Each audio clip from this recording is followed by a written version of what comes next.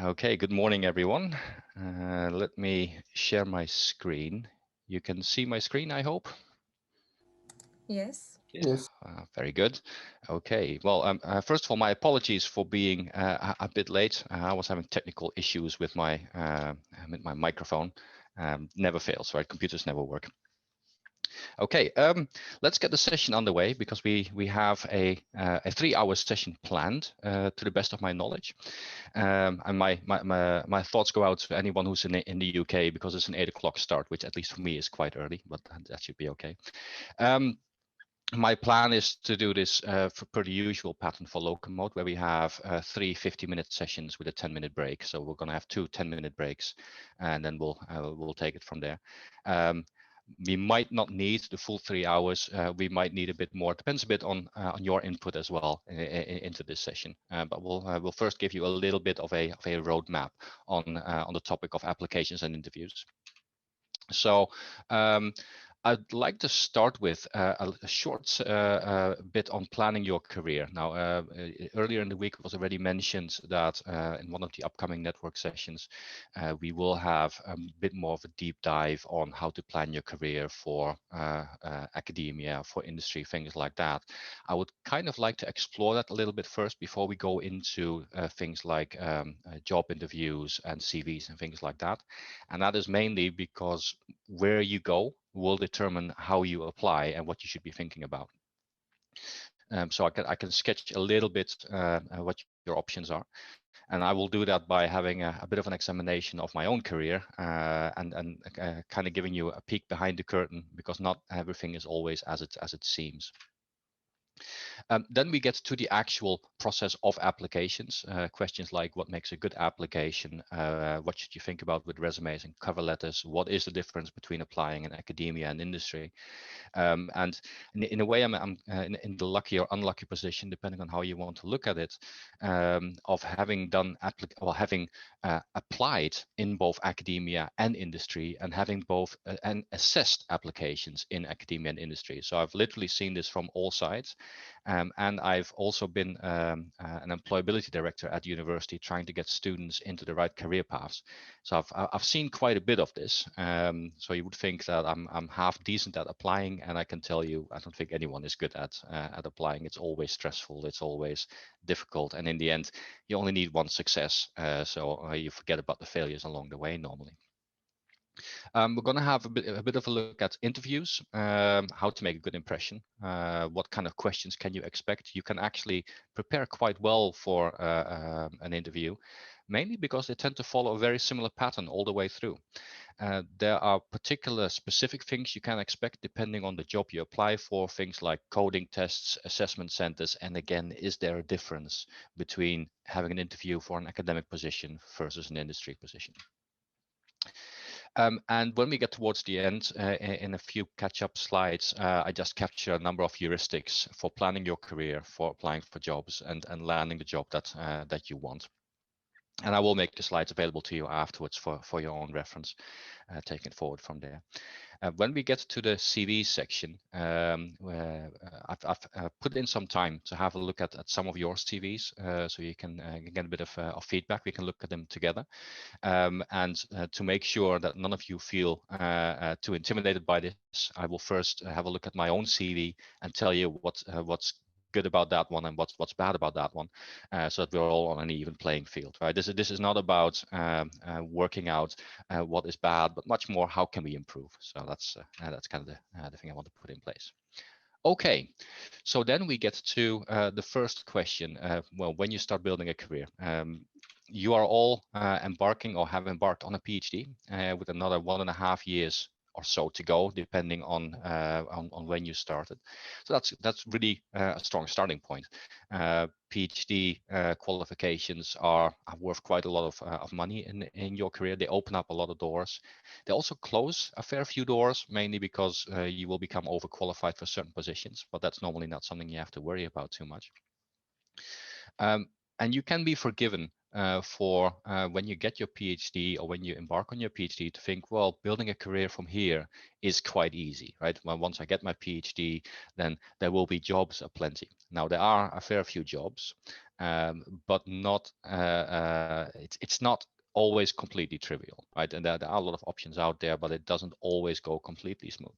However, when you look online at career paths and history, so I've put mine on the right here, you look at that and you think, well, that is a fairly smooth progression there. That nothing really went wrong there.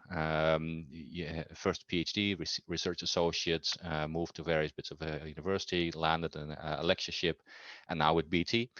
Looks all right, and nothing too much went wrong there. But the thing to keep in mind when you start thinking about your career and where you want to go and how you want to plan it, that these timelines are effectively heavily curated, right? So in my case, it's not that I've made it look prettier than it is, but behind these positions, there is quite a bumpy ride of failures, rejections, pivoting, and all that kind of stuff. I'll take you along the journey that I've went through and see where I've made decisions that were quite different from what I was planning during my PhD, just to give you an idea of what you can expect. And that's just part of the journey that you're all on. And the key in that for me has always been that you have to acknowledge that not everything will go to plan. With the PhD that you've put yourselves in, you're giving yourself the best possible opportunity to achieve your goals. But over time, your goals will change, and that should be fine as well. Your career is just as much an organically developing entity as it is something that you plan, and there's nothing to be afraid of from that point of view.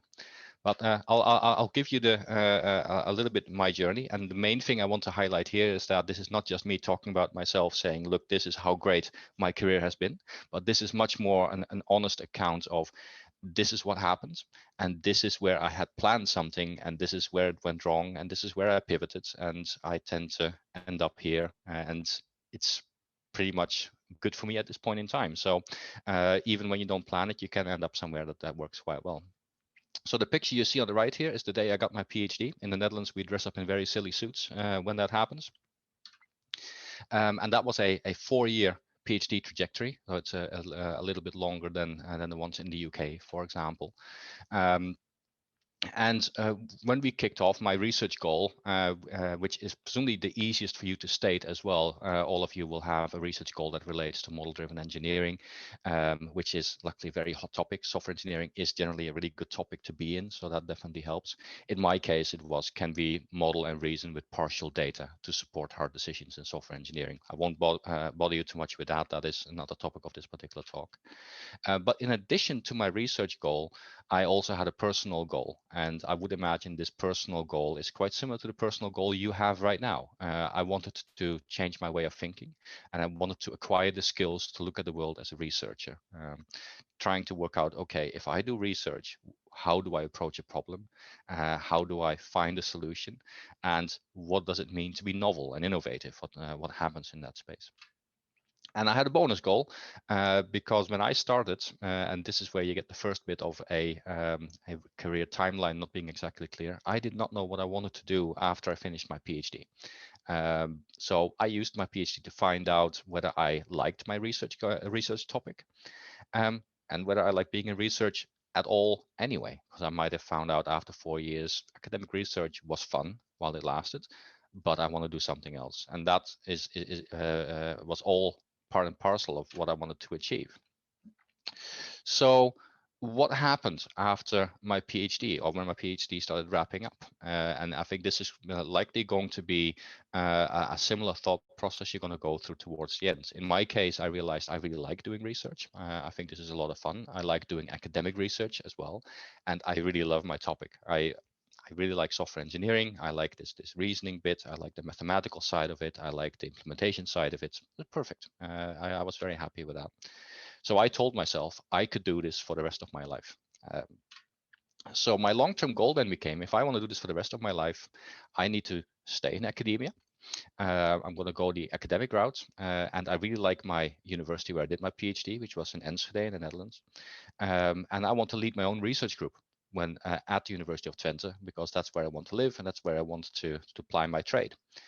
Now, the observant of you will have realized that I don't live in the Netherlands, I don't work at the university, and I don't lead my own research group. So this is kind of an indicator that while my long-term goal was formulated here, I came nowhere near to achieving now, or not yet, depending on how you want to see it. I don't think I will ever get there, which already is an indicator that not everything goes to plan. However, while this was my plan, I did collect a lot of information. So this is the first little bit of things you can start thinking about for your longer term goal. First of all, in a lot of cases, when you do a PhD at a particular location or place, in my case, the University of Twente, it's generally not ideal for your progression inside the university if you've never worked somewhere else. The reasoning in academia quite rapidly is we need fresh ways of thinking, we need fresh influence. So most universities are a bit averse to always hire PhDs for permanent positions from their own educational program. They would like you to have experience away from your PhD, and you can come back later. That tends to be fine. They also will typically say, ideally, it should be abroad, because that will give you an even broader network, broader reach, all that kind of stuff. Now, for most of you, and this is where Marie Curie international training networks are really good, you already have used your mobility to move abroad to a different location. And so you already bring your network from where you came from anyway. And you are working in an international training network. So all the ESRs on the project are already part of your network, as are all the supervisors. They're already on the network. You already have a link. And that really gives you a leg up on almost any other PhD who has to build this up from scratch. So that is something to keep in mind. You actually are in a bit of a beneficial position. What you also need to do if you want to get into the academic route is you have to establish yourself as a known expert in your field. And the way to do that is, well, obviously publications. That is the most visible currency that's out there. You want to, after you finish your PhD, perhaps a bit earlier on, and you've covered this earlier in the week, you want to start writing proposals, because you don't just want to be known for the papers you write, but also the collaborations you can initiate, and the research you can lead. And for that, you will have to build up your network of collaboration. I already mentioned this just before, but the network of collaboration will be an ongoing thing. And if you have a good network and you know how to work with your network, it will be likely the most valuable thing you have to offer as a researcher, whether it is in academia or in industry. So the opportunity that came along for me, and this is something that likely you will be looking at, say, a couple of years from now as well, is a postdoc position, and postdoctoral positions. In this case, for me, it was in the Ample project, and the Ample project was in Nantes in France. And I was a bit lucky because that position came along right about when my PhD was wrapping up. So I kind of rolled into that without too much issue. And the Ample project was very similar to the ITN that you're currently on. It was a large European project, 20 participants across Europe. It was focused on building large software systems, and the position was for 1 year. And you will see this a lot. Postdoc positions are very short-term contract, typically. So they are research only, which means that you only have one job. Just do research, write papers, that kind of stuff. And it essentially allows you to, if you apply for a postdoc position in your field, to expand your field of research, to expand your reach and the all-important network. So in my case, I've ticked the box on moving abroad, going to Nantes, meet the people there, expand my network, and work in a field that previously I hadn't focused on that much. I was applying my PhD work in a new area, which was also a good thing to do. Already mentioned, main core focus really was to increase my publication count. So the work really starts centering around doing good research and writing journal papers, because journal papers is the best currency in the field. At the same time, this is also when I started writing and leading my first proposals. And in addition, and this is typically optional but desirable, you can volunteer for teaching. So as I said, these are research-only positions. There is no requirement for you to spend time on teaching. But if you want to get into an academic position, it is really good to have some kind of teaching experience. So typically with postdocs, you can volunteer to teach on modules or things like that. And in some cases, you can already start getting teaching qualifications, which you will need for faculty positions, definitely in the UK, but I think that is consistent across the world.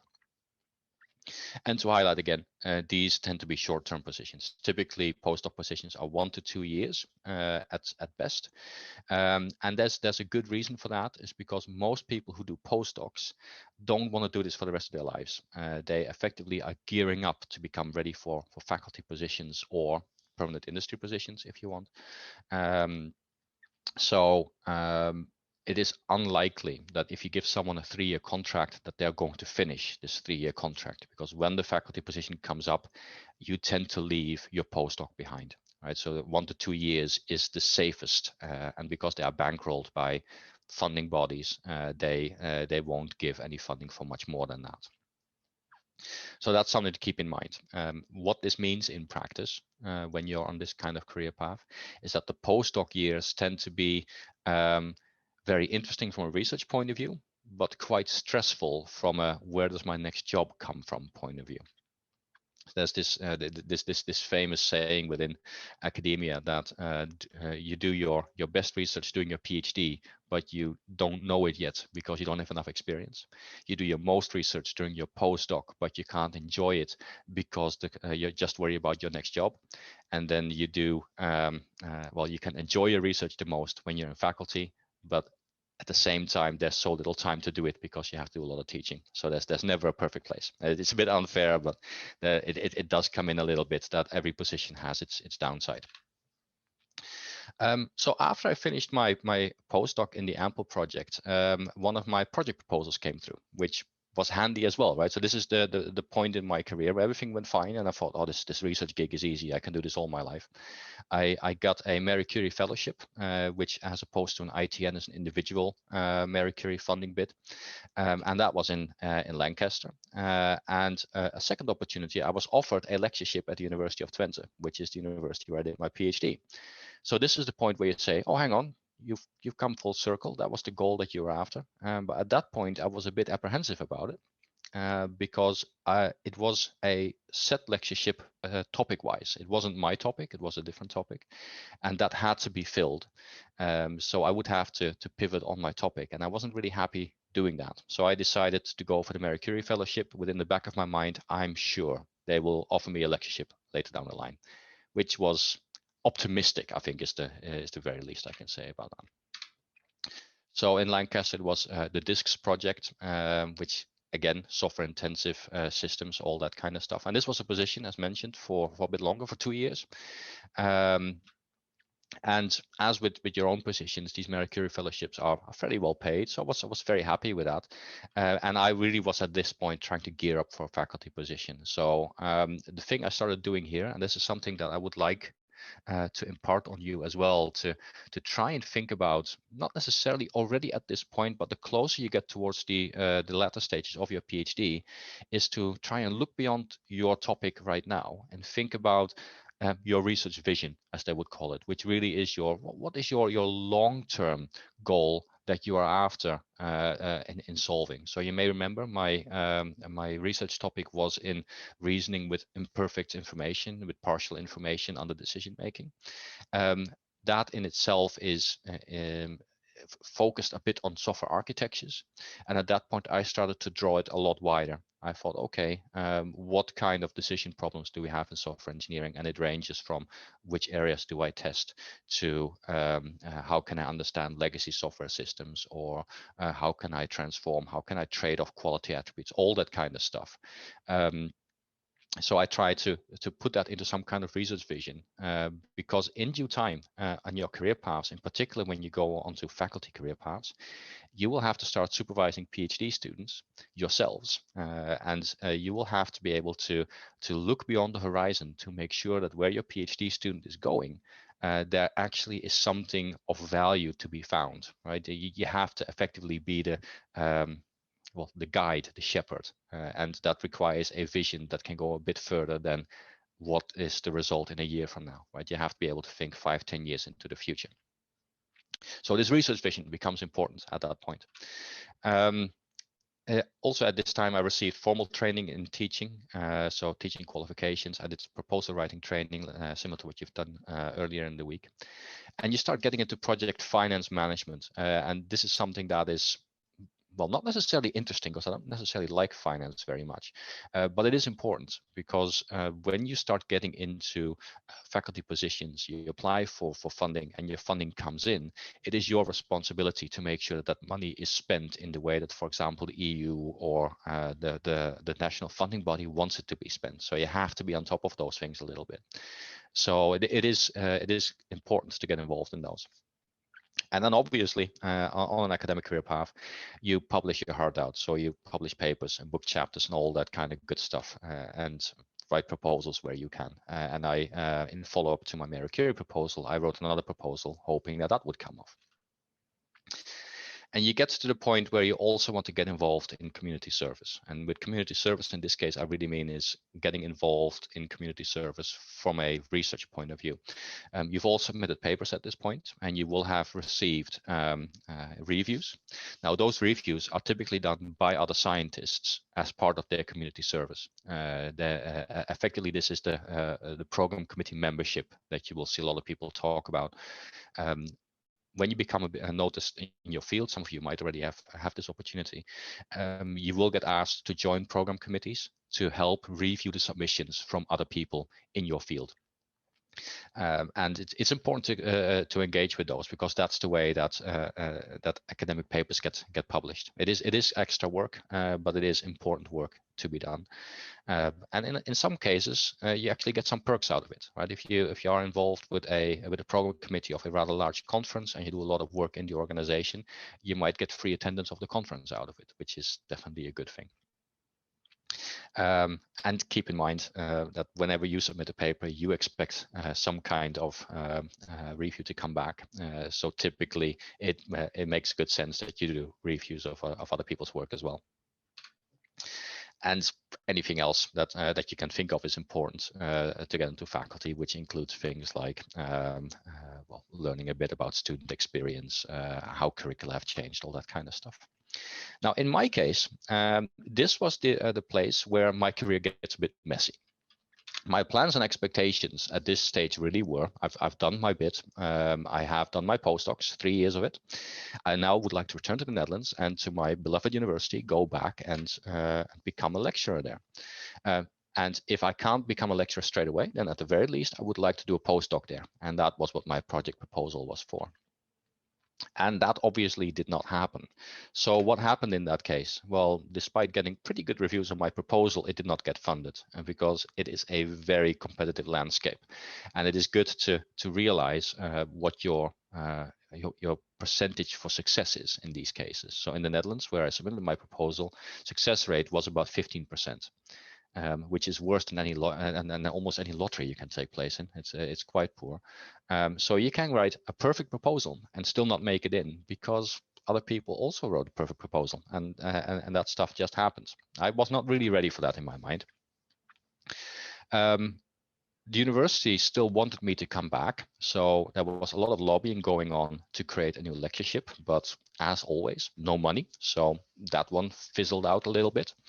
So I was left with a question of, well, what do I do now? Do I go for a postdoc or a lectureship? Now, for the first time, I did not have any funding in hand, so embarking on a postdoc would mean switching my topic. I wasn't really happy with that. So if not a lectureship at my own university, somewhere else, maybe. That was my choice, and therefore 9 months of intense applications for lecturer positions happened. And I think I tallied it up yesterday evening. I must have submitted somewhere around 400 or 500 applications. And some of those I got shortlisted for interview, some of those not at all. I submitted applications literally all over the world. And as a backup, in particular when I was a number of months in, I started applying for industry positions as well, because I needed a plan B, because I was running out of time very, very rapidly.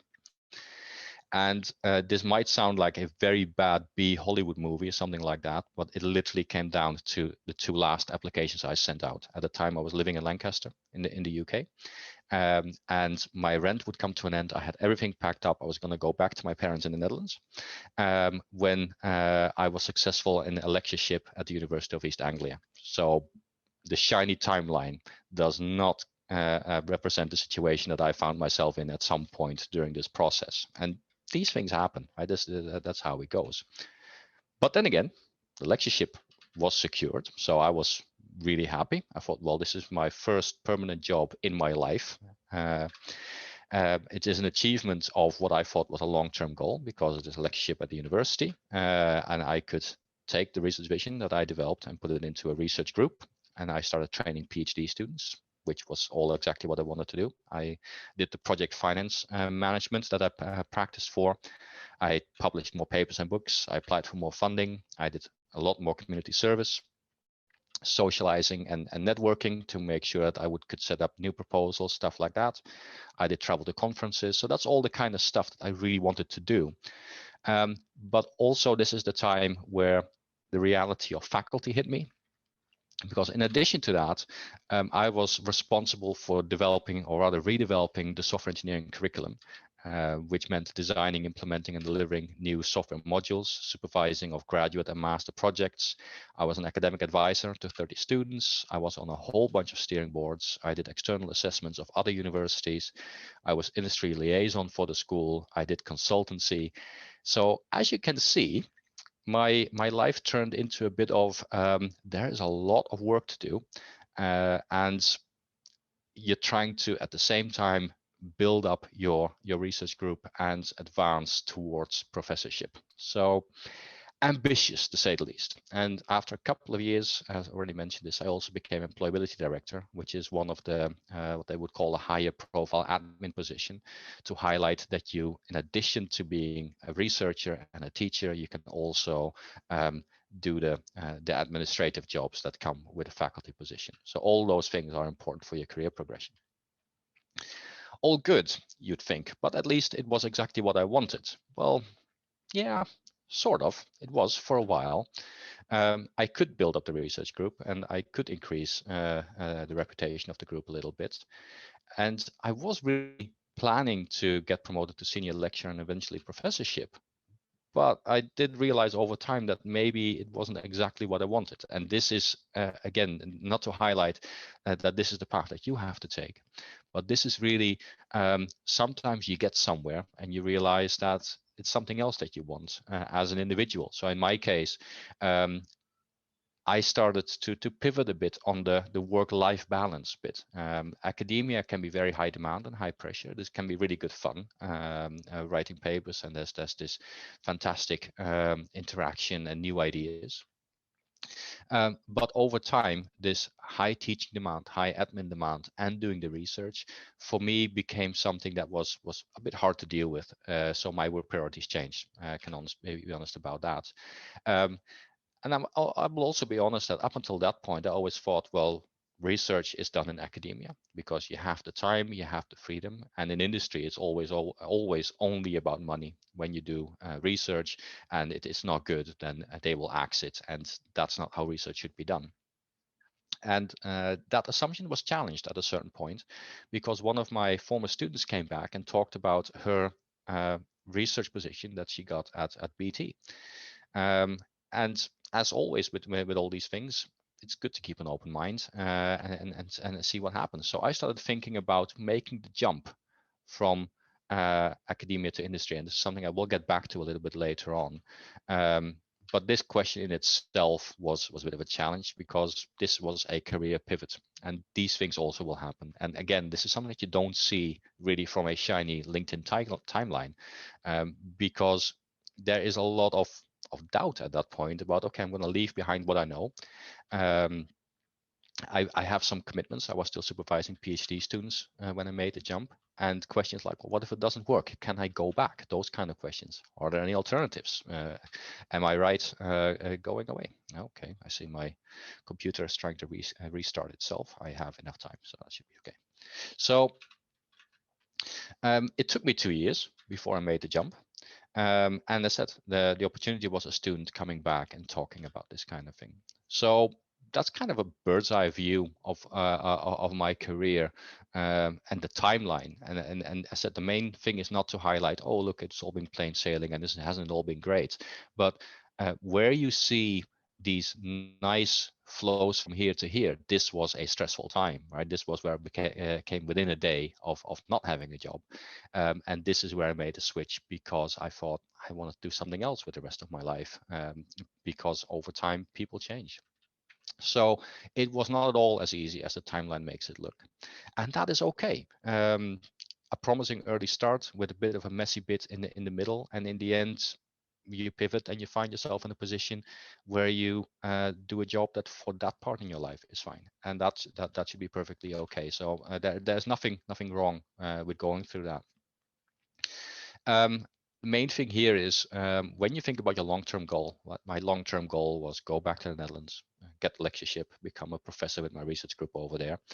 And I ended up working in what I think is a very interesting job in the UK.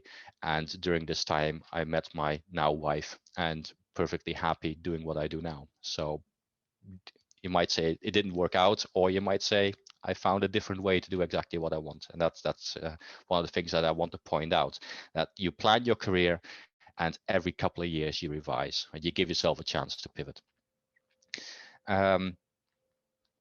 Sometimes you have to go somewhere else to make that goal clear, that it needs revising. And just like everyone else, and this was true for me, this will be true for you. In the future, you will apply for jobs, and there will be hundreds of applications. There will be close calls. There will be relocations, likely, and everyone else who's building their career will have experienced that. And as I said before, the PhD trajectory that you've put yourself on puts you in the best possible position to achieve your goal. So you've made the perfect start, and now it's up to you to flesh it out from there. So let's talk a little bit more in depth about career paths that are ahead of you, and things that you have to think about, drawing back every now and again to what I've already said. So this is where you currently are on your PhD trajectory.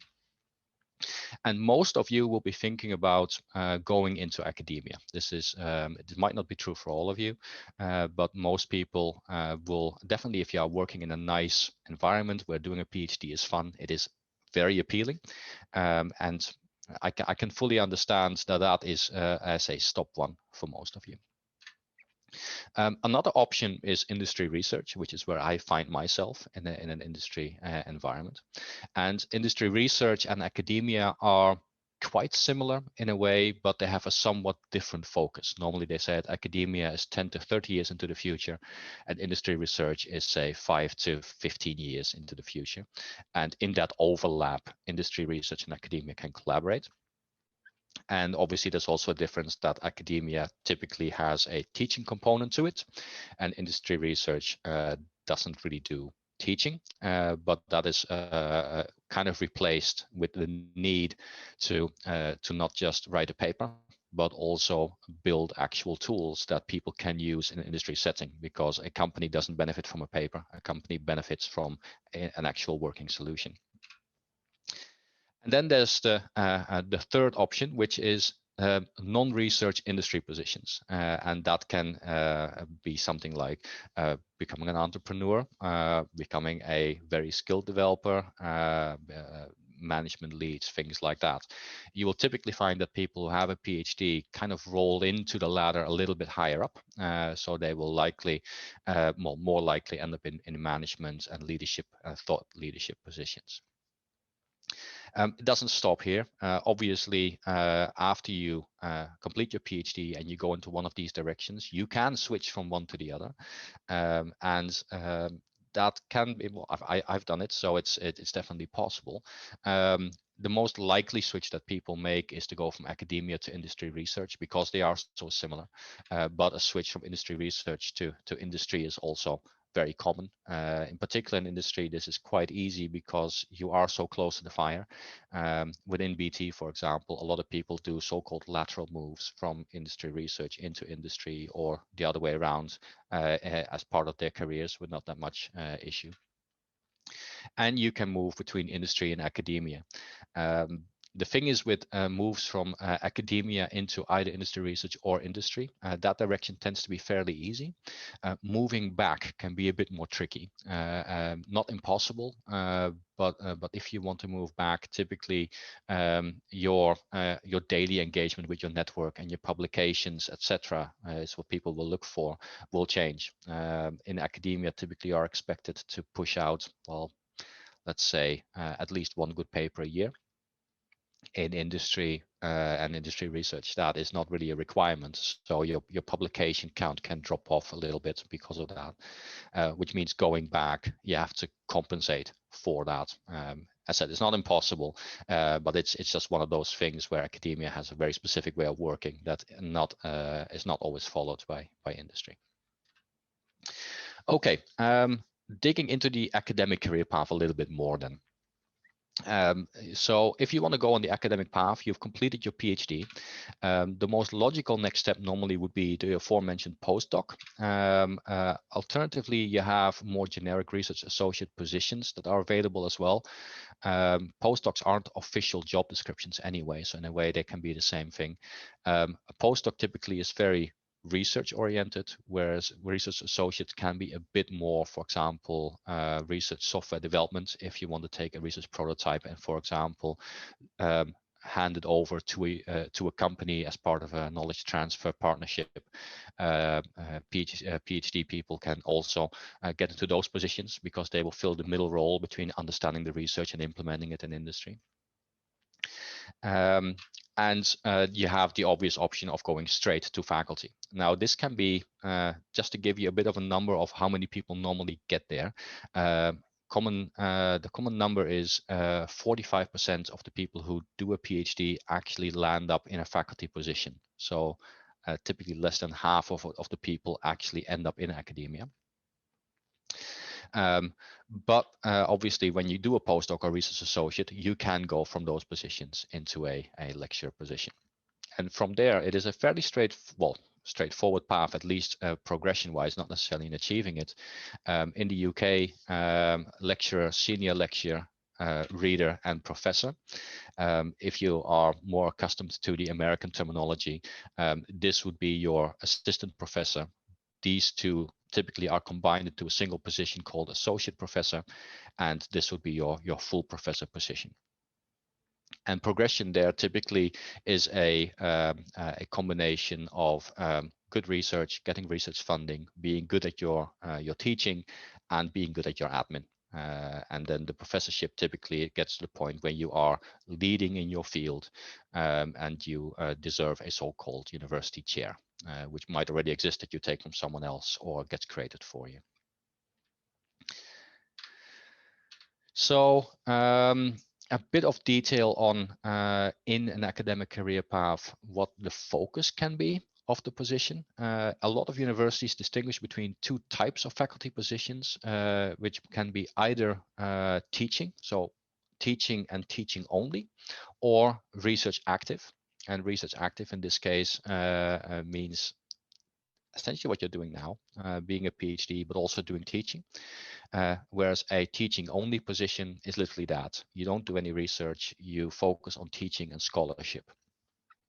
In the UK, they're typically referred to as ATR and ATS positions. So for the teaching ones, I said that's mainly teaching. For research active, you typically have a so-called 40-40-20 contract, which means that you do 40% of your time you do research, another 40% of your time is teaching, and 20% is admin, steering boards, student supervision, all that kind of stuff. And your research is kind of what I told you before, what I did at the University of East Anglia. It is building a research group, training PhD students, publish as much as you can, all that kind of stuff. And any new ideas you have, and this is something where I want to highlight what the difference is between an academic career path and an industry career path. When you have an idea for a new bit of research, you typically, at this stage in your career, do not embark on it straight away. You typically try to mold that into a project proposal. You try to get money out to hire PhD students or a postdoc to do that research for you.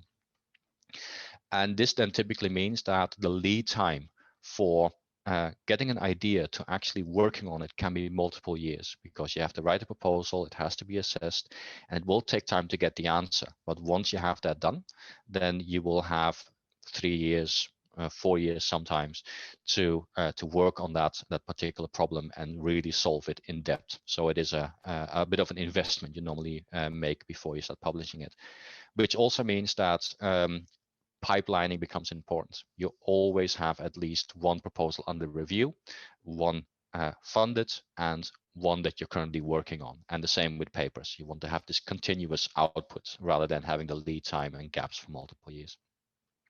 And that's where I mentioned it's important to have this research vision, right? You always have to have the next big idea in mind that you can write a proposal about, and your vision will help you guide that particular direction. Teaching, as said, is delivering modules, coming up with new modules, supervision, being academic advisor, stuff like that. And the administrative bit involves typical school admin positions, which is taking care of admissions. In my case, it was employability, being director of particular teaching programs, things like that.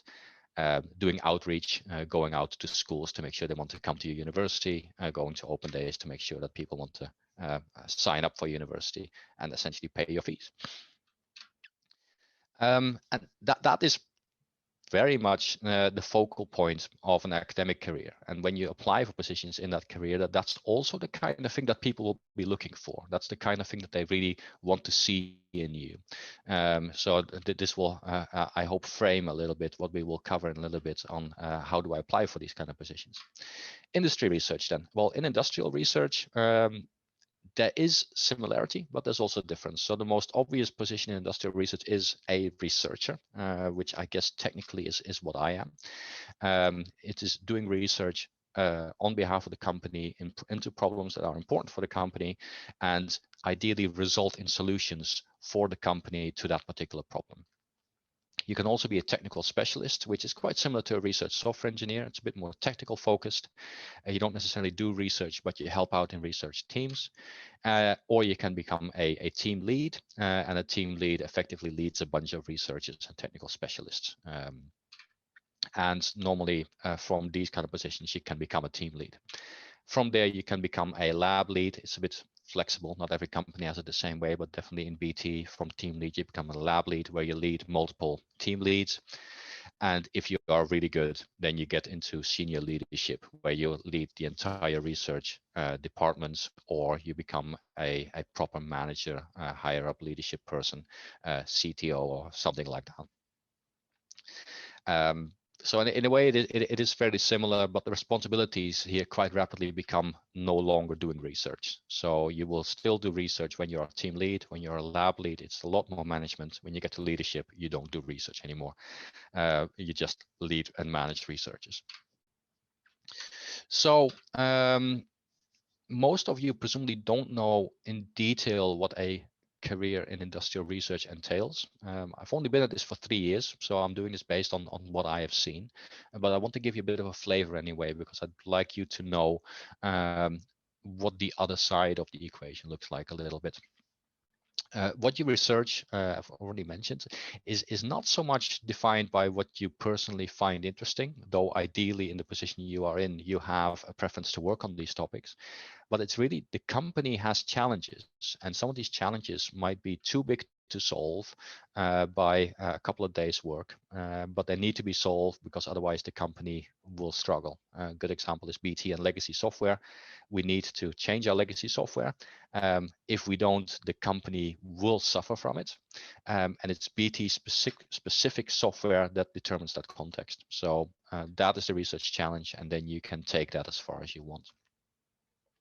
So what do we deliver? Not so much papers, working tools, already mentioned that, and where possible patents, so we can defend our intellectual property. And if papers spin out of that, it's great. In academia, novelty is non-negotiable. You can't publish a paper if someone else has done it before. In industrial research, taking existing research and contextualizing it to the company can already be a contribution. That's normally what we refer to as low-hanging fruit. The problem conceptually has been solved, but it has not been made specific for BT. That's great. That doesn't mean we don't like novelty. If the problem is unsolved, we'll happily work with academic partners and come up with a solution to an unsolved problem. This also means that the proving time is shorter, right? In academia, you can research a topic for years. In industry, your maximum runtime for a project is 3 years, and you have to have initial results after a year. If there are no results, then we have to look at, is this the best way to spend our time? Or is this such a difficult problem that it is not our problem to solve? Then maybe this is a problem that academia needs to sink their teeth into because it is too hard. Already mentioned, we have a 3-year program where anything we deliver in a year is short term, anything we deliver in 2 years is midterm, and anything in 3 years is long term. And academia, 3 years is quite short. We always build prototypes, I've already mentioned that. And after about a year, you take your early prototypes and you start going into the organization to ask for feedback. And this is a major difference to academia, where you kind of keep quiet about it a little bit because you don't want other people to know your ideas until you publish the paper. Whereas here, even if it doesn't really work yet, if it's a ramshackle prototype with a couple of slides, that's enough. If we can take that into the organization and show it to people, then they will say, yeah, that's great. That's what I want. Have you thought of this? And they will give you the feedback, and then you can build a better solution. So there is an early shift to getting buy-in. Biggest difference, if you have a new idea, you may remember in academia, you have to write a proposal and wait for the proposal to come through, and it might take a couple of years. In industry, if you have an idea, if you have the time, go for it. There is no reason to wait. You get the freedom to experiment a little bit, to find out whether something makes sense, look around for existing solutions, and you don't have to wait for anyone. You don't have to wait for a funding body to give you a bag of money because they're already paying for your position anyway, which is a massive difference. You can participate in bigger research projects. I've listed that as speculative participation. And what I mean with that is that in essence, when you participate as an industry partner, you participate as we're interested in the outcome of this. We're happy to provide you with data and context and a bit of resource, but we don't have a set requirement that collaborative research projects need to deliver exactly what we're looking for, right? Because we are looking to gain knowledge. Which makes it a lot easier to participate in these projects. In academia or in industry, it's also a little bit more interdisciplinary because it has to fit in the organization and you have to work with multiple disciplines. Academia can be very interdisciplinary, but it's kind of a set thing in industry. And the constraint thing, as already mentioned, comes down to, well, if it's not promising within a couple of years, you might have to switch away from it. I haven't had that issue yet, but it definitely happens. So within BT, to give you an idea of the kind of stuff I work on day to day, in a way, it's quite similar to academia. When I started, we didn't really have research into software engineering. BT identified this problem that software engineering needs to be researched. So part of my job is to build up an applied research group, to get funding, to set up collaborations, supervise PhD students is part of it, build prototypes and industrial software. I still publish papers and book chapters, but now I also write patents and I apply for funding, so that's still there.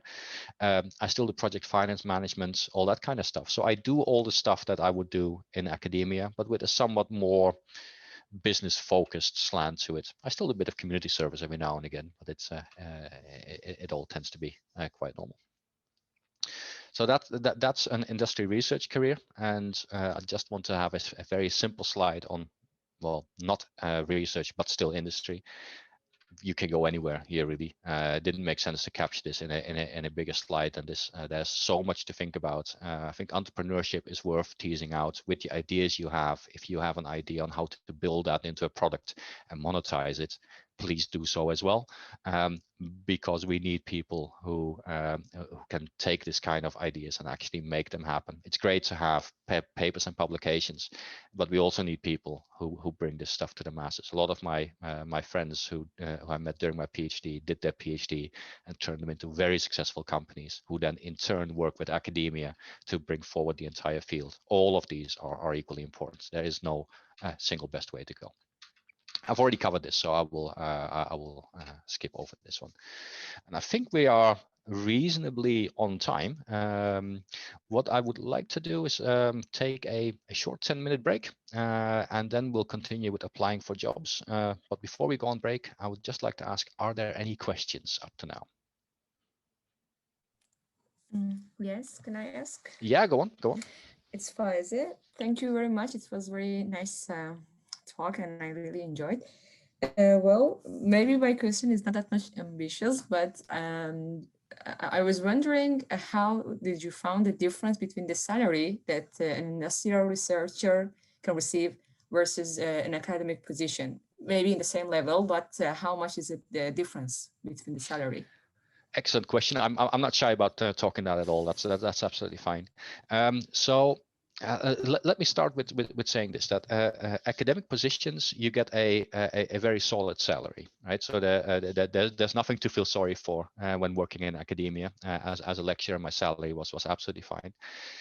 When I switched to industry, my salary went up by about 12%. Give or take, which might not sound very impressive, but it's good to keep in mind that I switched across having no industry experience. So BT was, I guess, a bit careful when they hired me, because they first wanted me to prove myself. But I think it highlights the difference between academia and industry, in that in academia, where I worked, salary increments were fairly rare. So salary scales were fairly set. This will be different from country to country, university to university. But as long as I was in a lecturer position, my salary wouldn't shift much. In BT, and in the space of, I think, about 6 or 7 months, they realized, okay, he's not in the right position. We're gonna put him in the right position, and my salary went up another 10% straight after, I think, because they needed to put me in the right position. So I think it's fair that like for like, my industry salary is about 15% higher, and then you get yearly increments, so it goes quite fast beyond that.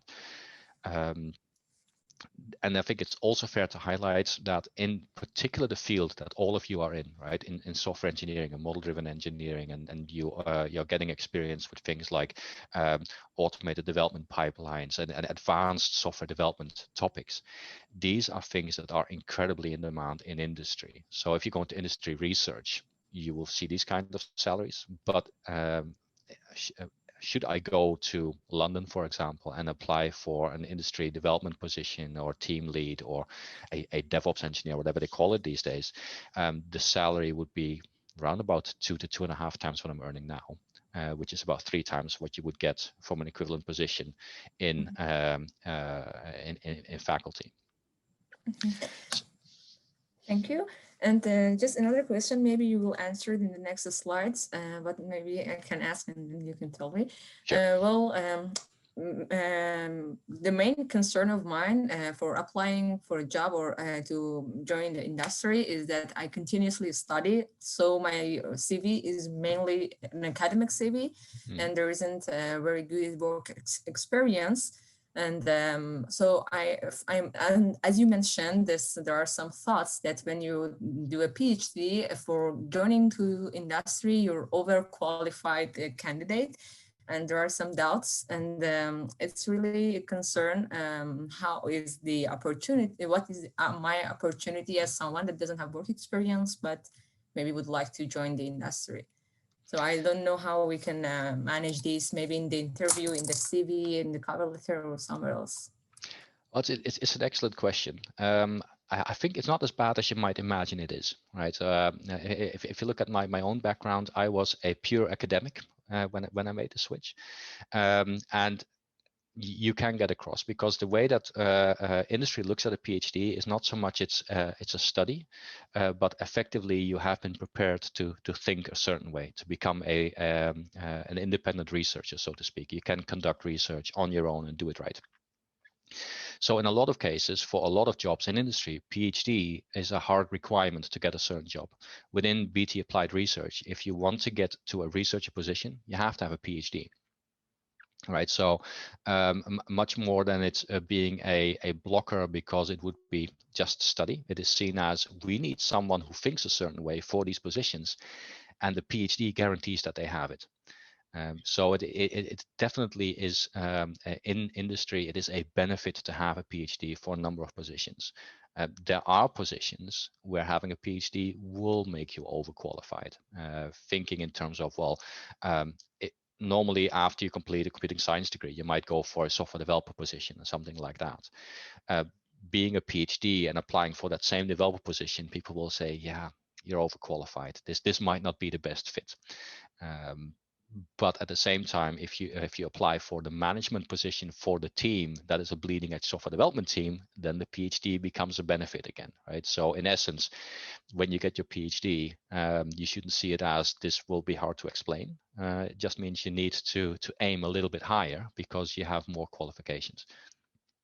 And it is also at the same time possible to compensate a little bit experience-wise by developing prototype software and making that available on something like GitHub, participating in open source projects, etc. Just to show to people that you're not just a theoretical person who can't do the practical sides of the job. Yeah, it is aligning yourself with what it expects. We'll cover that a little bit later on, but yeah, it's worth thinking about. Thank you so much. No worries. Okay, I suggest we take a 10-minute break and then we'll continue with the next bit. Thank you. Is it how much we are close to the project? Our research is how much close to the project? Does it matter, or is it about the publication count or the citation? Any thoughts about that? Well, when it comes to publication count and citation, that tends to become more important a little bit later on. So people know that during a PhD, there's only so much time to publish a paper, and there's only so much time to do the research to get a paper. And its citation count, I would almost imagine, is irrelevant, because it takes a couple of years for people to notice a paper, right? You have the lucky few who publish a whole lot of papers during the PhD and it instantly gets picked up. But for most people, publishing 2 or 3 papers, or workshop paper and a journal paper or something like that is more realistic. And people know that when you apply for postdocs. When it comes to applying for postdocs, you would look for what they would call proof of publication skill, right? So if you have a paper that demonstrates that it has been published in a peer-reviewed environment, that normally is enough for a postdoc. There is obviously the other side, that if someone else applies who has 6 journal papers, right, that's you can always be a bit unlucky there, but it's not a blocker at all for postdocs. There are, in essence, 2 ways of getting a postdoc. It can be that the faculty member already has the funding and they are advertising, I would like this position filled. Or alternatively, you can apply for a postdoc funding yourself, in which case you're always going to be the candidate who does it. And in that case, you have to justify your research skills in the project. So in my case, the Marie Curie Fellowship, for example, I had to write up my own profile, and I had to ask people to write an academic support statement on my behalf. So I would ask my PhD supervisor and some other people to say, yes, this guy can do the research, that kind of stuff. So there's ways of offsetting that. But I wouldn't worry about it too much. It's never going to be the case where they say, well, this person applied, they just finished their PhD and they don't have 500 papers. How can we hire this? Luckily, it doesn't work like that. It would be very unfair. Right. Yeah. Thank you. There was one. I have a question related to postdoc. Yeah. I mean, it looks like it's a very insecure position to be in. I mean, it's like a filling gap till we reach a sort of permanent job. So am I thinking right? I will be honest, that is a part of it, yes. The thing to keep in mind is that postdocs as positions didn't exist until the point where we started training a lot more PhDs. Right? It used to be when you do a PhD, when you're done, there instantly is a faculty position available for you. But PhDs became not so much commodity, but they became a bit more common, which means that there were more PhDs than there were faculty positions, which in practice then meant that people use the postdoc positions as you say, as a holding position to train up your skills and bolster your CV. It's not the only part of it, but it definitely is part of it. When you, it is good to keep in mind with a postdoc though, is that a postdoc allows you to build your network and become a better researcher. So they definitely have their use. But you are right, they can be stressful, right? So during my postdocs, I moved 3 times in the space of 3 years. So during that period, I really was in the mindset of wherever I go, I'm not going to buy furniture that is very expensive. It needs to be throwaway, and I'm traveling a lot. So my mindset was all about I'm going to be moving somewhere else in a year from now anyway, so it doesn't matter. And that is something that is worth keeping in mind when you want to pursue a faculty career, that the postdoc positions might require you to be flexible moving abroad. So I lived in France, lived in the UK, I've lived in Germany, mainly because of postdocs, really. Yeah, and I want to compare it with like research associate. I mean, it looks as like some sort of junior lecturership. I mean, is it reasonable to think like that? No, it's not really like that. Research associates typically are also time limited funding based contracts.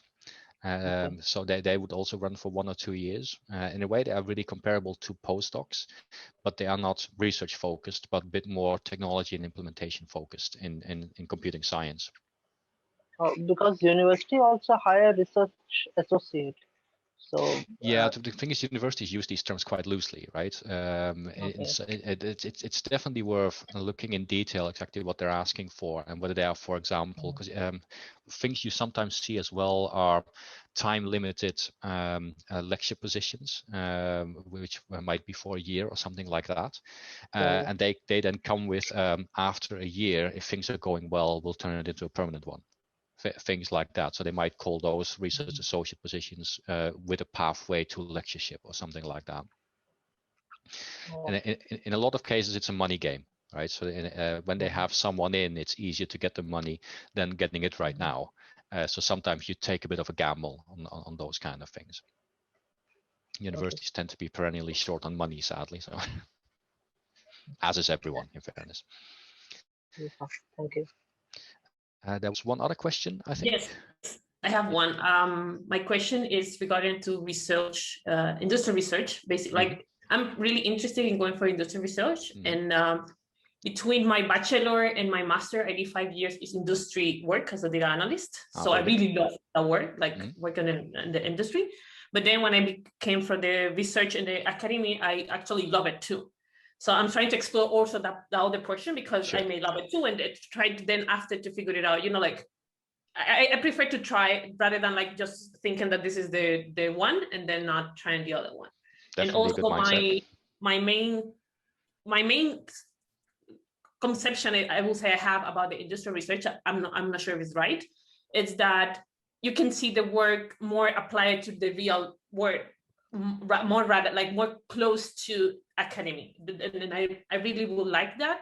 But my question will be like in the academy right now, I know I'm a PhD student, and I'm supposed to to struggle to not find enough time to do the things that I have to do and I want to do. So usually I love what I do, and but I found myself like overworking all the time. But I understand also that may be a PhD situation. But my question would be, between the academy and the industrial research, do you think the time that you put into the work, it's more demanding? Like, because my mind, I will say like the industrial will be more demanding in the fact that you need to deliver results like like right away or fast or in a certain timeline with more vigor than in the academy. That's my thinking right now.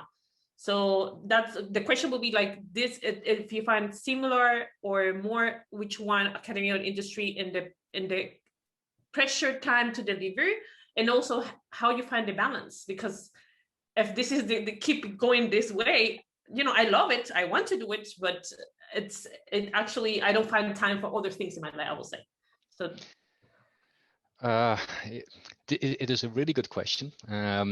And you've actually hit on the main reason I left academia. In essence, it's like this, right? So when you look at academia is, as already mentioned, it's high pressure, and it is for a reason. In that, it is effectively hyper competitive. Is normally how they describe it, right? The idea really is that you have to be first with your idea, otherwise you can't publish.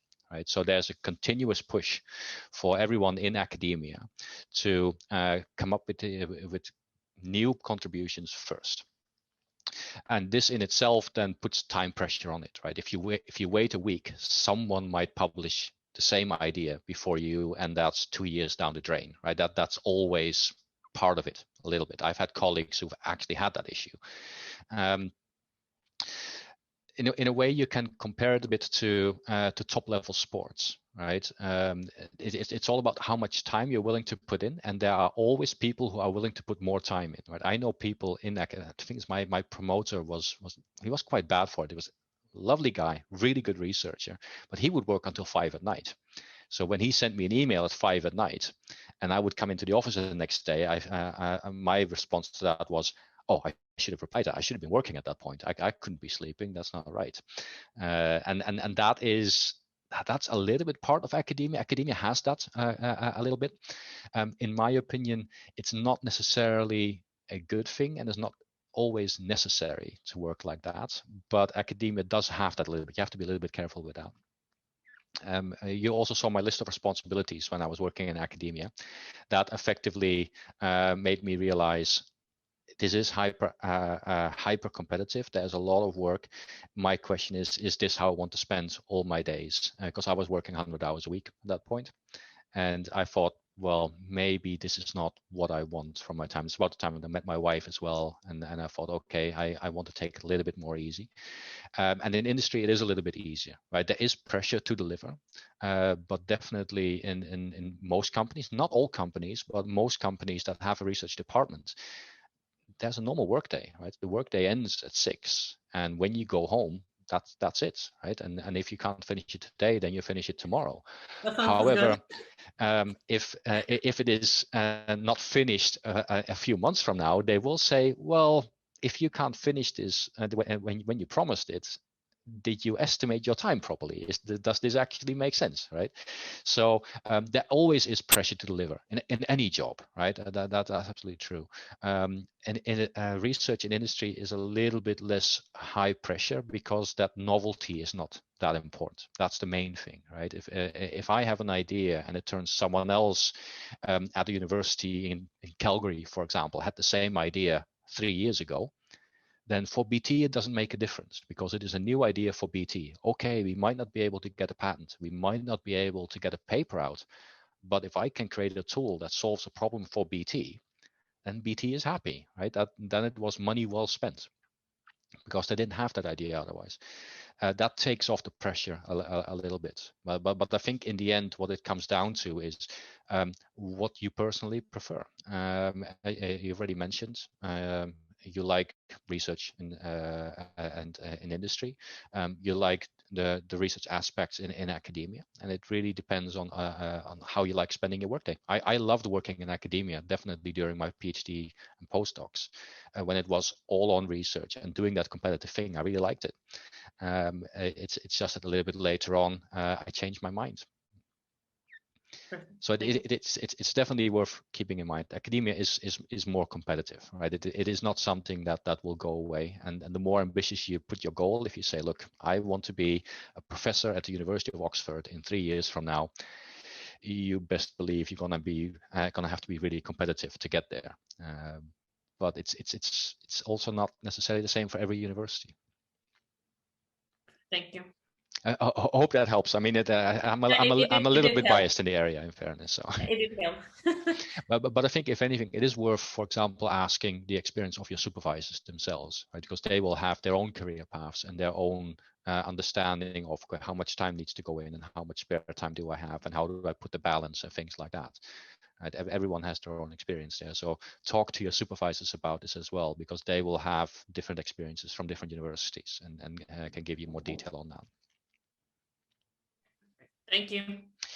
Okay, let's kick off with presumably the thing you actually came here for is how do I apply for jobs?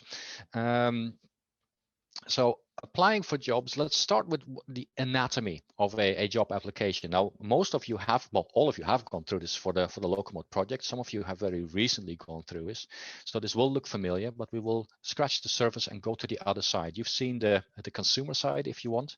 We'll go to the other side to look at what is going on. It always starts with a job opening somewhere, and you hear of that job opening some way or another. And this is where your network becomes important, right? You want to have some way of people being able to tell you that they have job openings. So building up your LinkedIn network is an important one. Social network, joining in with well, like-minded exchange groups. So for example, joining PhD groups on LinkedIn can be really helpful, stuff like that. Directly going to institute websites, university you particularly would like to work at, have a regular look at their websites, looking for particular dedicated jobs to academic positions. If academia is what you're after, in the UK it's jobs.ac.uk. I would imagine every country has something like that. And this is likely the thing where you're going to find out the most of these positions. They are academic mailing lists. Things like SE World, Ecoop Info, DB World, stuff like that. They will bombard your inbox with all kinds of emails, call for participation for conferences, journals, things like that, but also job openings. If you do not subscribe to any of these yet, please do so, because there is no better insight into the world of academia than these emailing lists.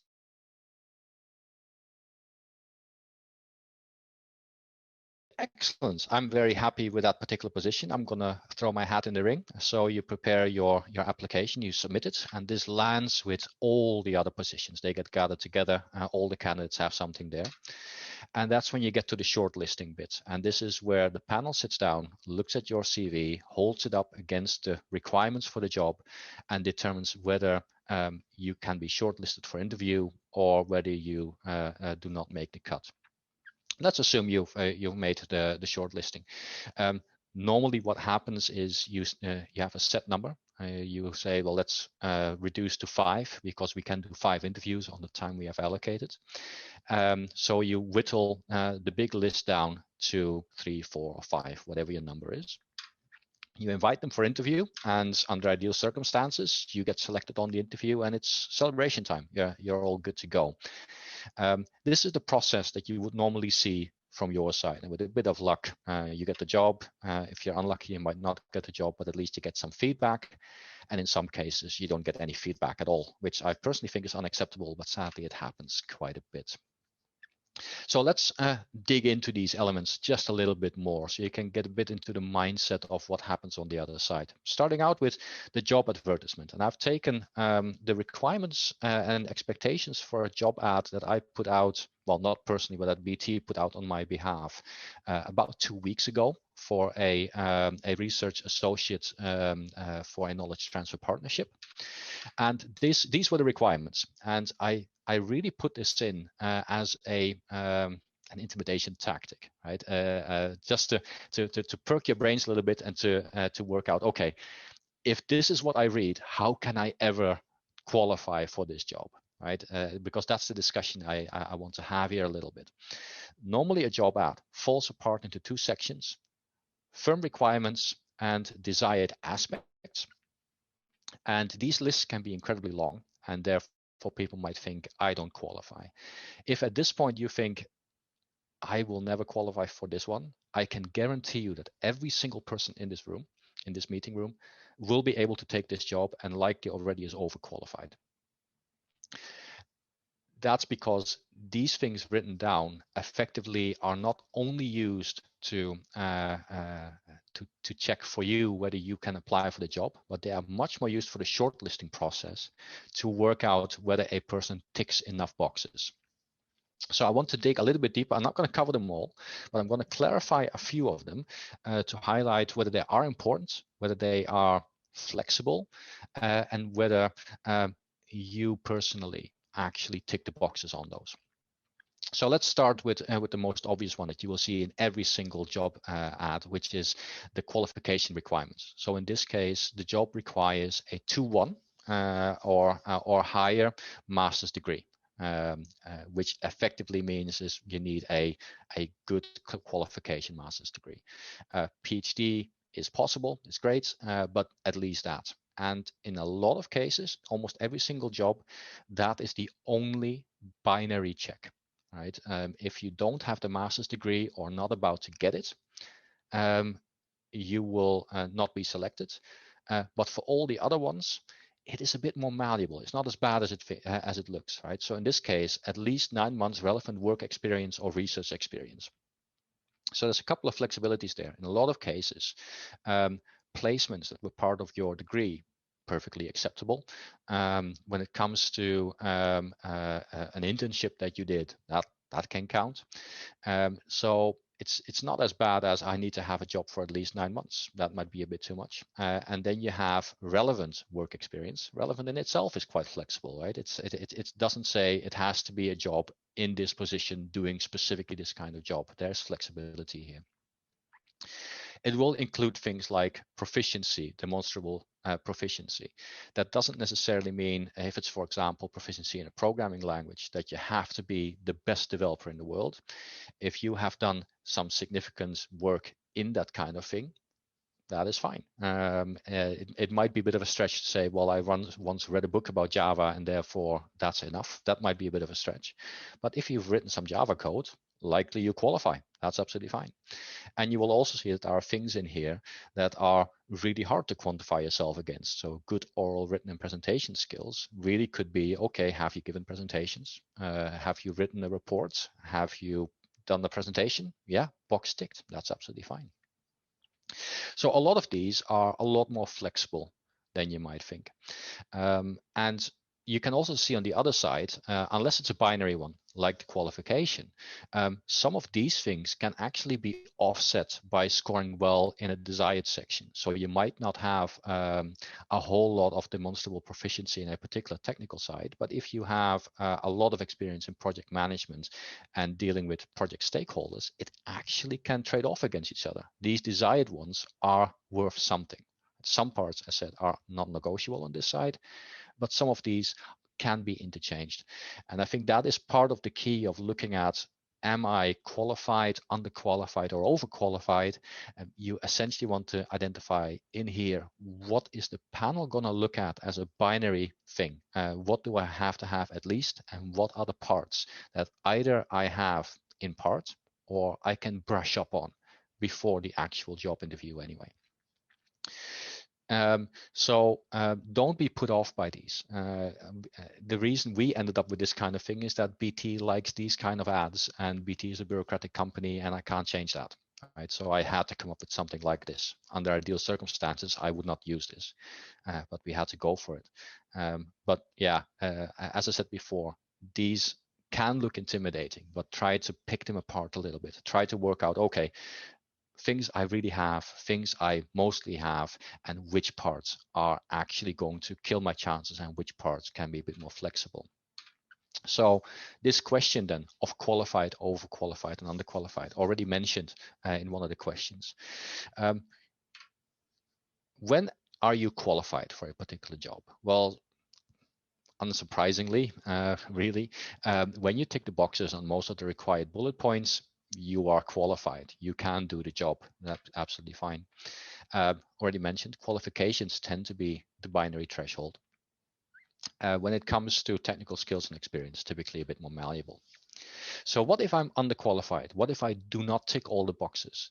Do I instantly drop out? Already mentioned, not per se, but you have to be close enough, right? If someone asks for development experience and you've never programmed, it's going to be a hard sell. But if they ask for experience in Java and you've done a lot of development in C#, I would classify that as close enough. When I assess a CV based on that, I will say if you are good in C#, you're going to learn Java in no time. I have no worries about that.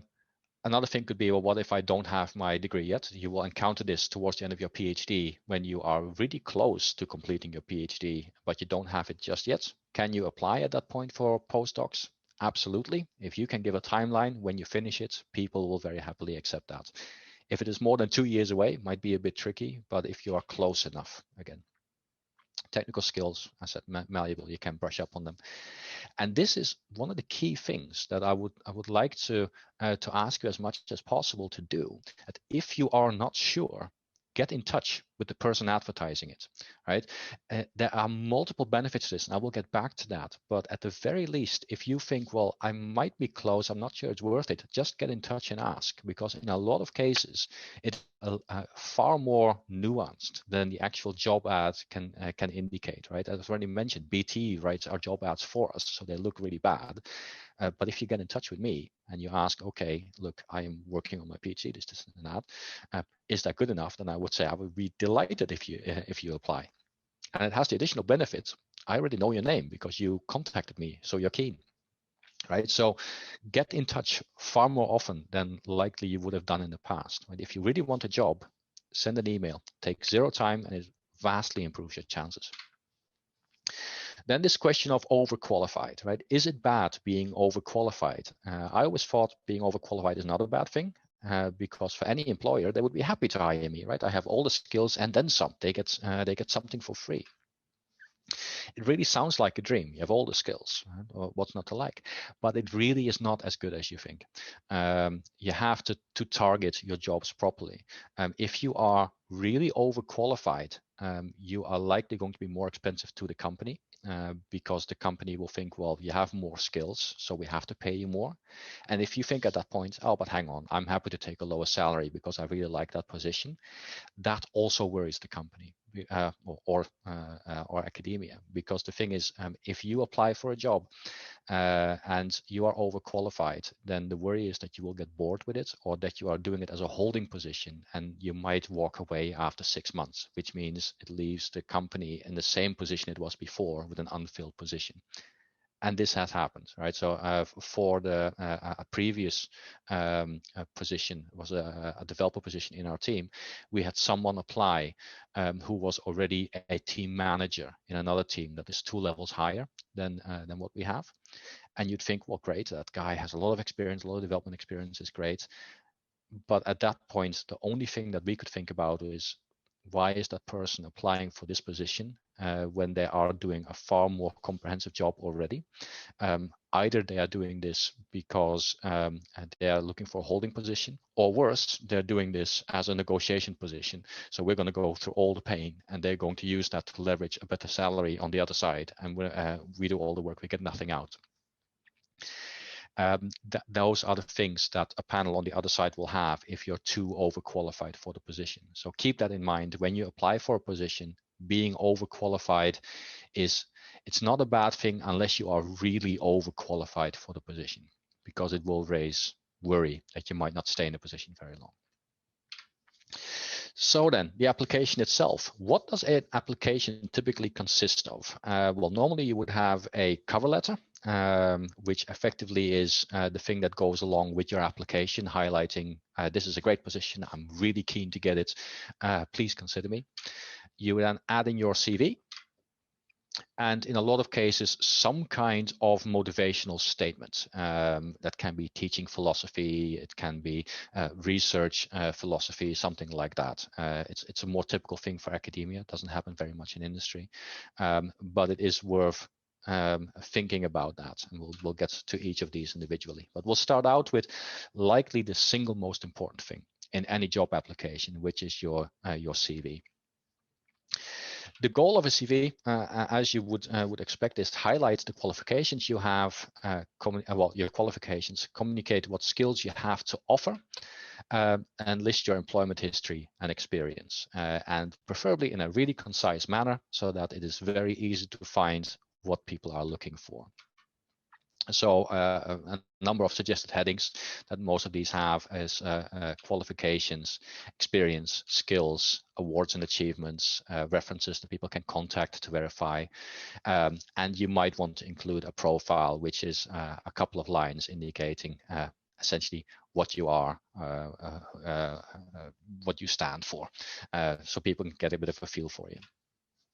And important, and in some cases actually not on the CV, contact details. It's you might say, well, look, they're on the cover letter.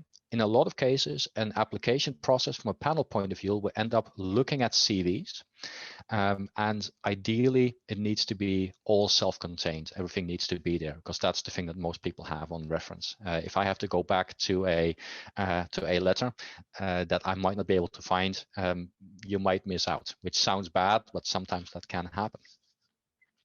Then, is there a difference between an academic and an industry CV? Yes, there is quite considerable difference between them. So an academic CV is far more comprehensive, and these are literally leagues apart. What you would put on an academic CV is full details on literally everything. You will have full details on all the teaching that you've done, your research experience, all the positions. You will have full details on the community service that you have done. You will have your full publication list, your grant list, all that kind of stuff. My academic CV when I left academia was 12 pages and growing. That's quite normal. In industry, it is condensed. Typically no more than 2 pages. You have your qualifications and things like that on there, and you just find a way to crunch everything together into 2 pages. Because if you apply for an industry position with a CV beyond 2 pages, people will not read it. It is too long. Which means the focal point for academic CVs is making sure that everything is on there and explained in detail up to the point of how much contribution did I have into each publication. Their comprehensiveness is the name of the game. In industry CVs, it's all about packing as much information as you can into 2 pages while still making sure that it is readable and understandable. 2 different challenges, but it's important to get those things right. Okay, what we're going to do at this point is do a curriculum vitae showcase. I've picked up a couple of CVs from online. Most of these are fake, and we are going to have a look at them and try to work out whether they are good or bad. And hopefully that will give you a bit of an idea of the mindset that recruiters and panels look at these kind of things. So looking at this CV by Jessica Janes. As a question to the audience, what do you like and what do you dislike about this CV?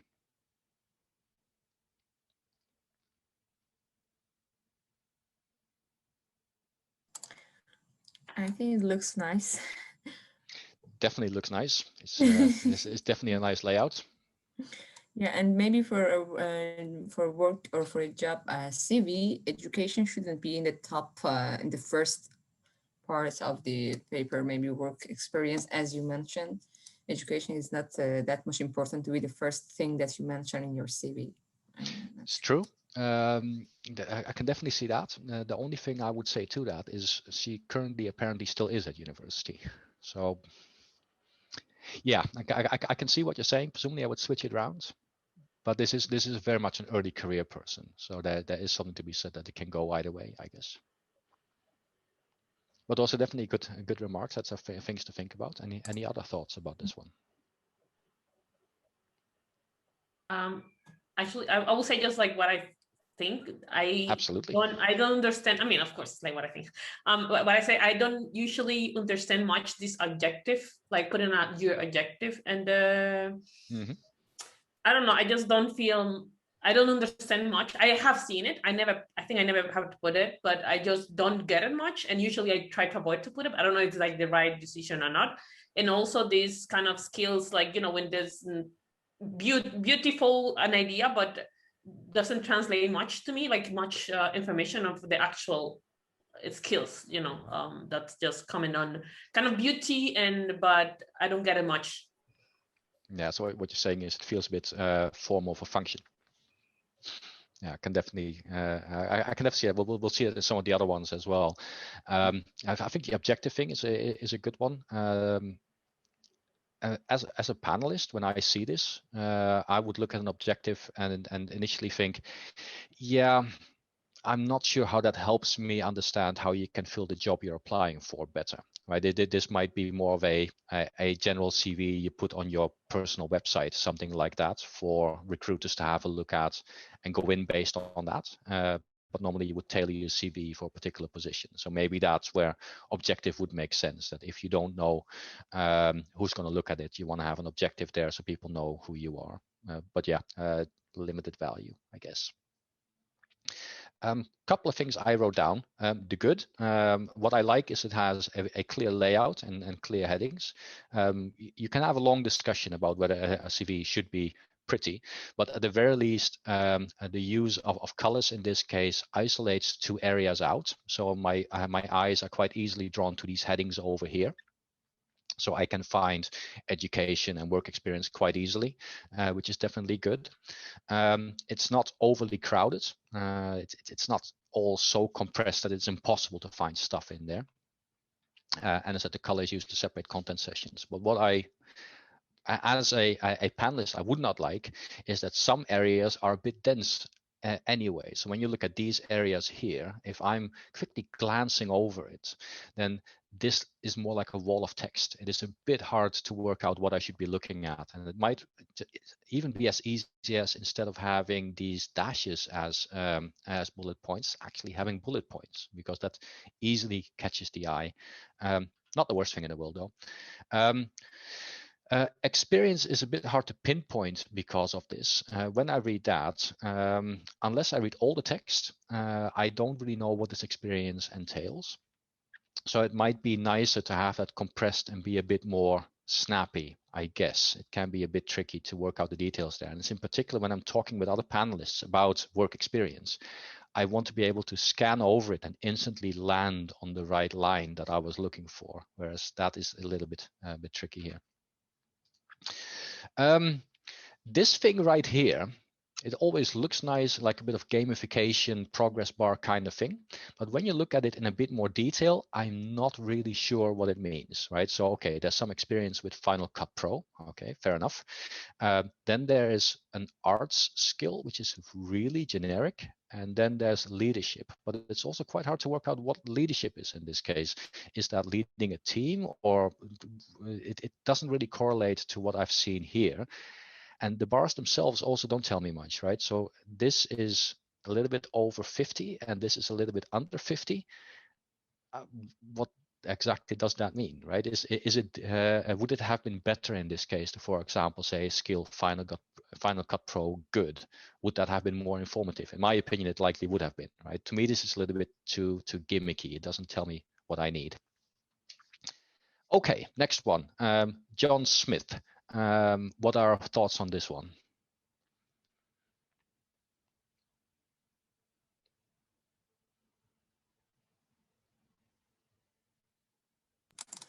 Well, if there isn't anyone else, it looks nice too, but I think having a picture would be better in a CV. And I thought there isn't any date, but now I see that there are some dates, so no more comments from me. I will add also that it depends the market that you're targeting to, because in some countries, having the pictures is actually not allowed. Because you can have a bias on the, and actually in other countries it's obligatory, and they do actually use it to bias. You know, for example, in South Korea that I'm coming from, it's common and it's well known that people, if you look pretty, and people actually do surgeries to look pretty, you get points in getting a job, which is crazy, but it's real. But in other countries, like, it's not allowed, just to buy, like, nationality, your age, your civil status, or your picture, you're not allowed to put it, so it can be more like fair. Yeah, that's an excellent point. I tend to agree that it looks nice to have a picture in there. In some countries, you really shouldn't. And in the UK, for example, you really shouldn't include your picture, and we'll get to that in a little bit. But any indication of your gender or on appearance, etc., needs to be avoided. So in most cases, you should not have your picture on there. And in other countries, indeed, it can be different. It's good to know to know about that when you submit something. Okay, my thoughts about this CV is good for me because it has some numbers, so you can see 10 years experience, it's supported 30,000 patients. So yeah, it's very good to quantify how this guy had actually faced the real job. Yeah, definitely agree with that. I think having the numbers in there, and I also think what was mentioned previously, experience first, education after, makes a bit more sense. Couple of things that stood out is that it's very good layout, very clear headings, very easy to find stuff. Compared to the previous one, the bullet points even stand out quite nicely. And something that I always particularly like as well, that when you have a wall of text, just a bit of bold facing every now and again to highlight the important bits here, so I can scan over this and I instantly am drawn to, as you said, a number of 10 years of experience. Right, these kind of things really work for me to take the CV as a reference point. I like the quantified skill bars in this case, right? So here you have the skill bars as before, but there is a bit of a word underneath explaining what it means, which means they're not as gimmicky and make it visually pleasing. So I think that's a nice marriage between good looking and bad looking. You could argue that at times it is a little bit light on detail. I'm thinking in particular when it comes to skills, it mentions business process improvements, a history of successful innovations leading to cost savings. You kind of want to know a little bit more as to exactly what the person has done there. This might be because this is a one-page CV. There's not a lot of space here, but those are the kind of things you would be able to tease out on the next page. But other than that, it's very good. Okay, how about this one?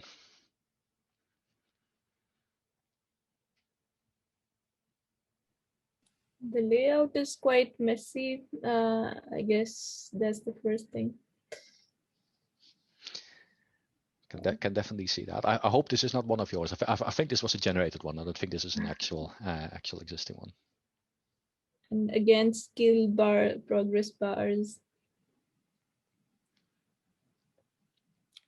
Inconsistent layout, inconsistent fonts, experience +2. What does it mean?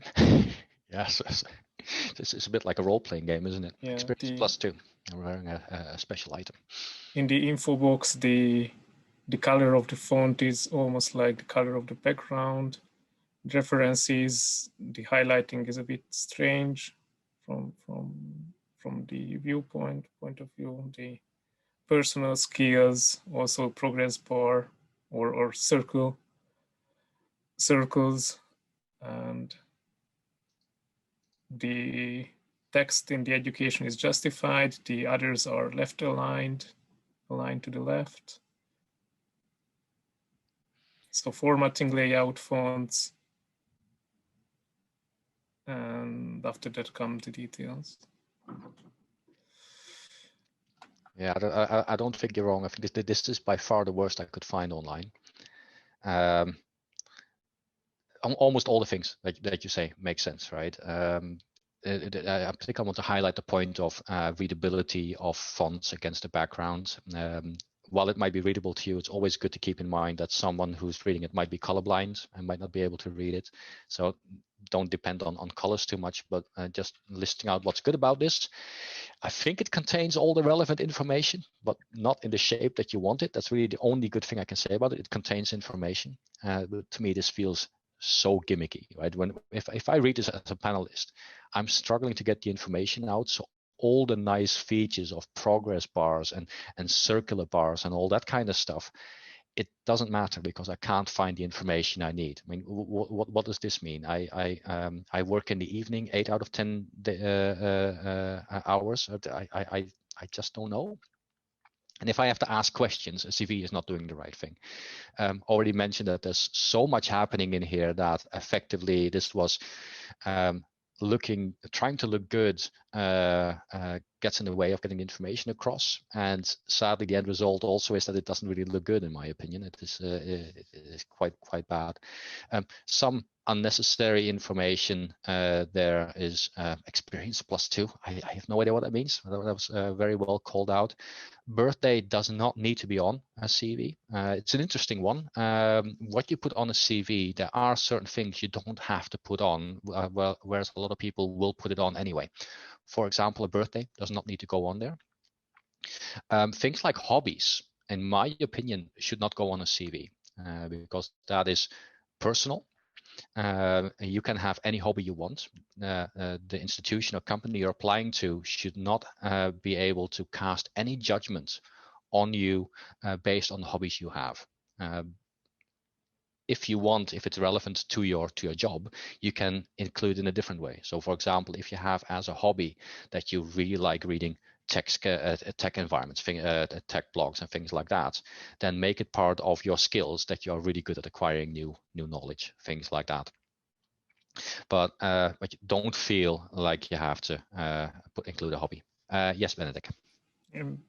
One more remark that if I may add, the professional experience is reversed timeline. So I mean, usually the most recent experience comes first, and then we go back to the past. Yeah, excellent shout out. That's also a little bit poor. That is not great. Okay, I see our time is getting away, so I'll do my CV next, and then we can raise some of your CVs and have a look at those if you're brave enough. But let's first have a look at mine. So this is my CV. I'll let you shoot some holes in it first. Don't feel shy because I'm going to destroy my CV straight after. So let me know what you like and dislike about this. This is page 1, by the way. I'll show you page 2 in a bit.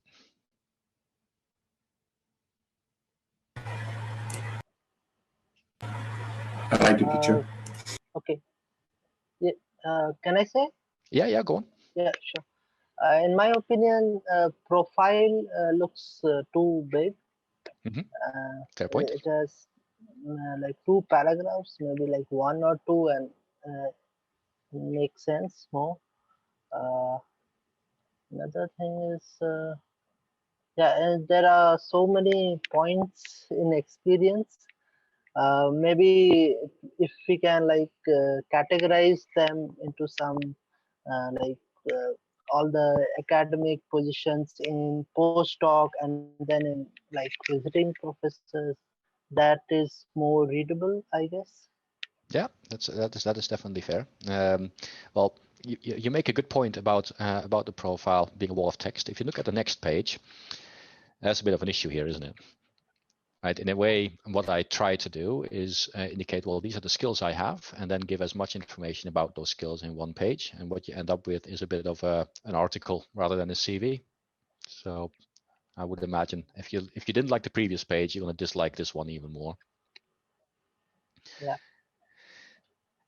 So, well, the goods of this particular CV, it does contain most of the information, and it managed to land me a job. So it's not all bad. It didn't kill my chances, but I think the things mentioned, it is almost a page and a half of text, right?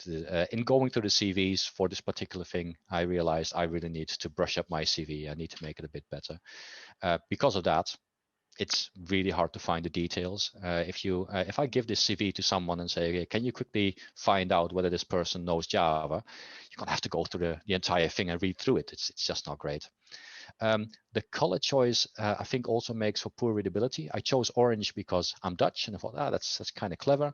But as it turns out, orange on white is not very readable for people who are colorblind. So yeah, that wasn't great either. So my CV, not so great. Now, hopefully this puts you in a position where you're happy to show your CV. So who of you is brave enough to share their CV? Me. How I send it? Well, if you want to send it over to my email address, I'll quickly put it in the chat. I think that's the easiest way of doing it. Oh, I can't access the chat when I'm sharing my screen. Maybe she can just share screen. Yeah, you can try to share your screen. Well, I'll stop sharing in that case. Can you? Are you able to share a screen? Ah, there we go.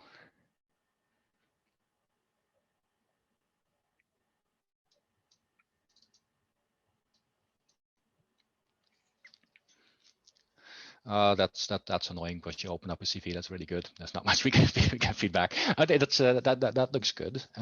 So we'll throw it out to the audience first. What are our initial thoughts of this CV? I'm sorry, I was mute. Okay, it's 2 pages. I was saying this is the first one, and then this is the second one. So yeah. Okay.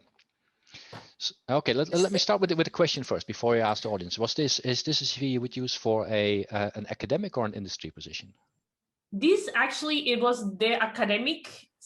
Okay, I used to have a industrial and academy, and then this is the last one. I just choose the academy and kind of clean some things, but kind of more academy, and 10% maybe I just left from what I used to have from industry. Okay.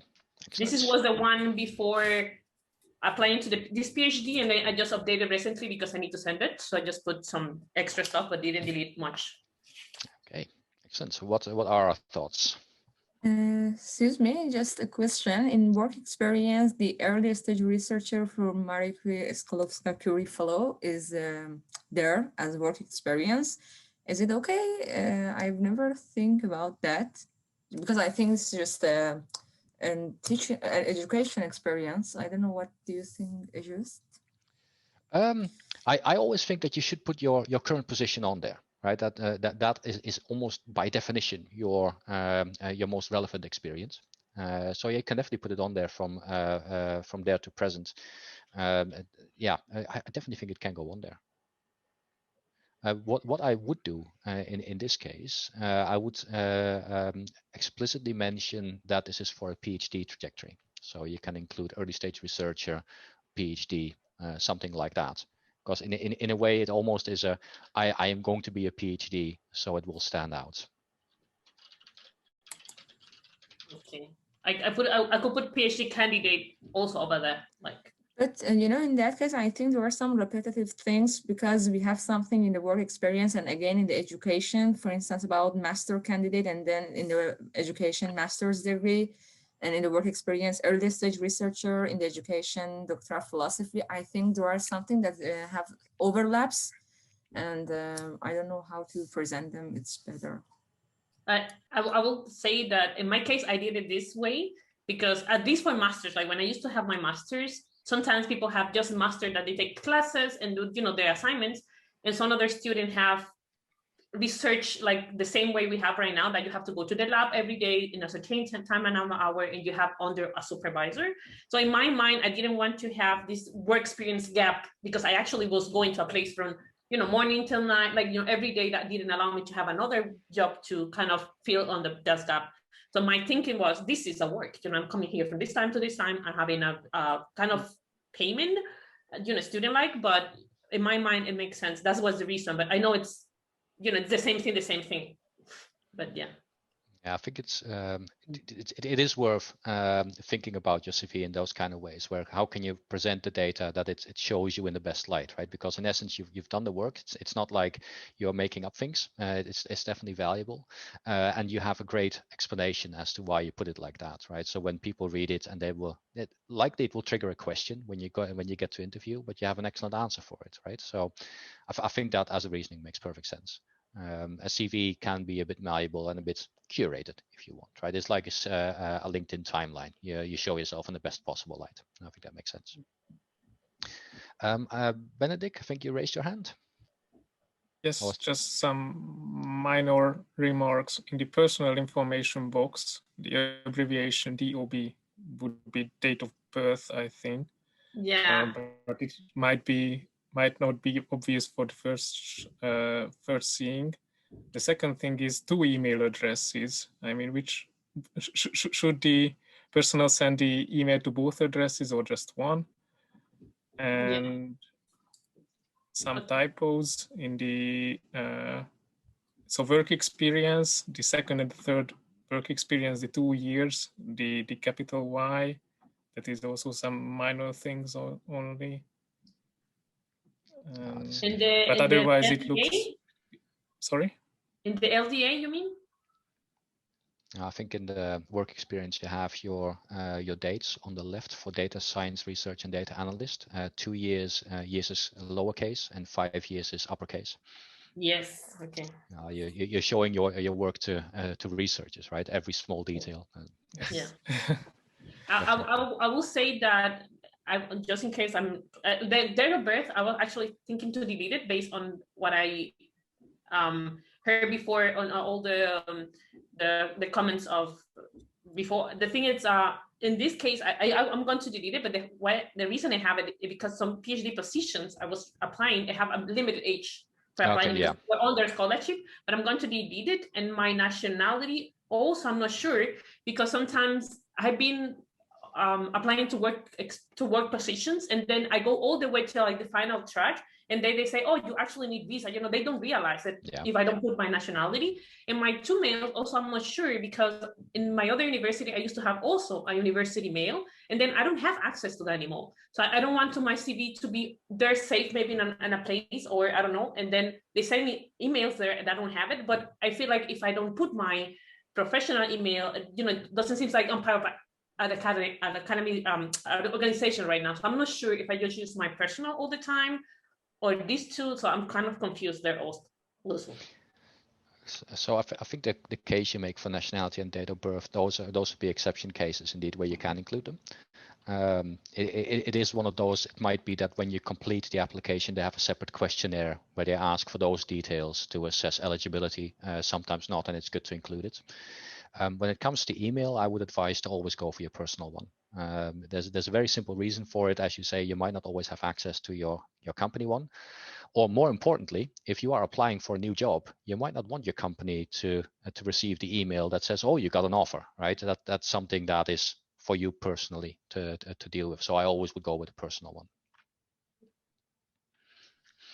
I think other than that, I don't want to see here, but I just took too much time. But here I have a lot of things that I may feel that they are just extra, like to fill up. You know, I have like actually here I used to have more things here, but they're from 2010. So I'm just deleting here. I used to have more things. I just delete here while I put here. You know, kind of like.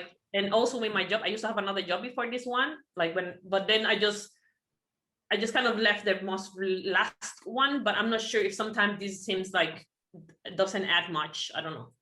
To the So the way a CV works is that normally the longer your career runs, the more you have to mention and the more you have to remove stuff that no longer is relevant, right? So when I wrote my first CV, I put on there I was a paper boy delivering papers. Nowadays, I don't include that because my boss doesn't care. When it comes to what you have now, makes perfect sense to leave on there, given that this stage in your career. In due time, you will remove conferences you have attended, and you will only list conferences where you have done community service, where you've done paper reviews or program committees or things like that. So it's a continuous updating of your CV and what you want to put on there. Courses, for example, at this point are still quite important. In due time, you will compress that quite a bit because you will have so many that it doesn't really make sense. Whereas things like honors and awards, they will always stay on there because it just highlights that during that stage of your career, you excelled at doing those kind of things. Okay.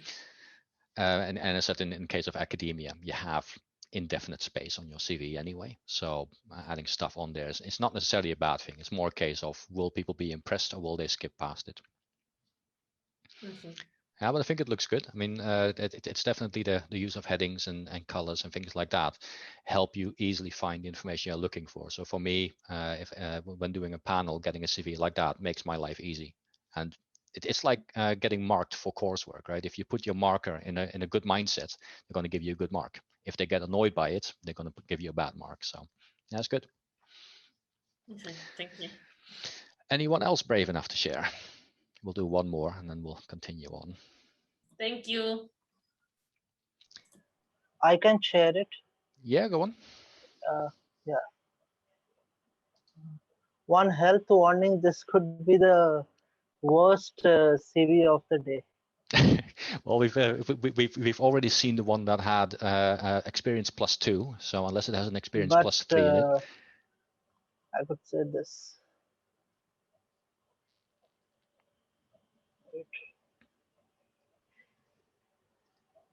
Yeah. Okay. And this was also for an academic position? For academic and for industry as well. Okay, so it's a one size fits all. Great. Okay, what are our initial thoughts?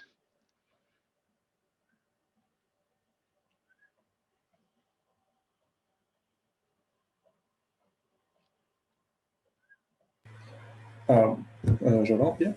The first thing I see is a lack of colors. It's very gray, and the tables make it nice to understand every line, every position, and so on. But at the same time, I feel it could be largely improved by having a nice list with bullet points. Also, for the work experience, I think you probably give too much details for the first one, and for the second one, not enough. It's very unbalanced. And also, why do you put your pursuing PhD in the Lowcomote project the lines below your educational qualification, but using a bullet point? I mean, the style doesn't is not very coherent with the rest of the document. That's the first thing I see about the CV. Hello. Yeah, go on. About the last two rows of the first table, I don't know what do you mean by 10s and 12s. I think there are some levels in the high school, but I think they are not general to all the high school, and I'm not sure if mentioning the high school grades are important. Or maybe if it's good to mention, maybe it's better to use more general things, and I don't get what is 10s and 12s. Yeah. Okay, yeah, actually it depends on like country, but it's like secondary school and high school, that sort of thing. Yeah. Yeah, I think there are some fair points. I think for a start, I mean, what you have on the table does make it very easy to read, right? So it makes it easy to find information in there, and the bullet point list also is quite nice there. I think some of the feedback is fair in that you have the bullet point in the middle, which essentially is the same as the top one in pursuing a PhD at Aquila, right? Yeah. So in a way, integrating those together, because now it almost feels like there are two PhDs you're pursuing. Okay, I want to add the name of the project, so I cannot add in fair, the table. Yeah. Yeah. So I think in a way that's kind of where you run into say the up and the downside of using a table, right? And that it makes it very easy to read, but at the same time, where do I put the information in? So that might be something to have a think about, and have a look at some of the CVs that we have covered to see is there a different way of presenting the same information but grouping it together. Yeah, and I think the balancing thing on the work experience does make sense. It raises a good question, right? As to what level of detail is required when you talk about your background. So I think things like software used, Python is an excellent thing to have in there. The tool used, the Neural Compute Stick and Raspberry Pi 3, likely a little bit less importance because most people will assume that you can use computers, things like that. Having that experience likely would make sense if you're applying to a project specifically asking for it, but not necessarily all of them. I'll give you the worst example I've seen of people including detail that I really didn't need, right? So recently I received a CV where someone said, I've worked with a Raspberry Pi 3, and to prove that, they included a requisition order where they demonstrated they successfully could purchase a Raspberry Pi on Amazon. Now, there are very few positions where I require that information, right? So, and it's not to say that you've done that. What I just want to highlight is it's always worth thinking about what I put on there. Is that something that the person reading it requires to know, right? If the person was applying for a buyer from Amazon, that would have been relevant. It's just for the position that they were applying for, it wasn't. And that's why you always tweak your CV either way. And in the end, always good to keep in mind that the CVs that you're showing me, it landed you a job, right? So it can't be all that bad. Yeah, I mean, the second page, any more comments on this slide?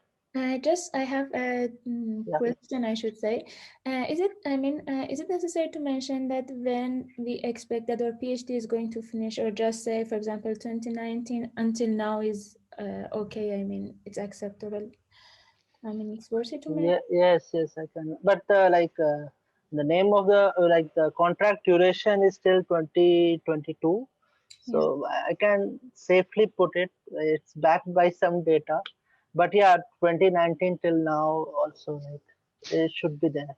Yeah. So I think the answer to that is dependent on what the CV is intended to do, right? If you are applying for a job, specifically for a job, then you want to put the end date on there. I wouldn't use the keyword probably. I would use the keyword expected. Okay. If you are handing out your CV as more of a general, this is me, recruiters can have a look at it, then doing up to now is absolutely fine. Normally, up to now would be for jobs that don't have an expected end time, but for a PhD, you can put that. But in a lot of cases, if you have an expected end date, just put that on there, because it will put people into the right mindset of when they can expect you to have the actual degree. Mm-hmm. Thank you. Okay. And what about if we want to mention, for example, as Apur said that he want to mention the name of project and this thing.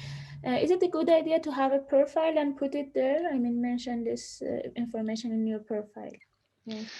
I definitely think you can. I mean, one of the benefits that most of you have is that you're fairly early career, so you have a bit more space on your CV to work with. And if you want to highlight the PhD project that you're working on, and you can fit that in, because that's the question on this page is how you fit it in. Then yeah, by all means, please do so and make sure that you highlight the elements you want to stand out. But yeah, definitely if you can, because these are the things that I said. For the position you're applying for, these are much more interesting more than anything else, right? People say, okay, you want to do a postdoc, what is your PhD? That is going to be the first question out of the gate. Yeah, thank you. Yeah. Okay. Okay, we'll have a quick look at your next this page. Is my second slide.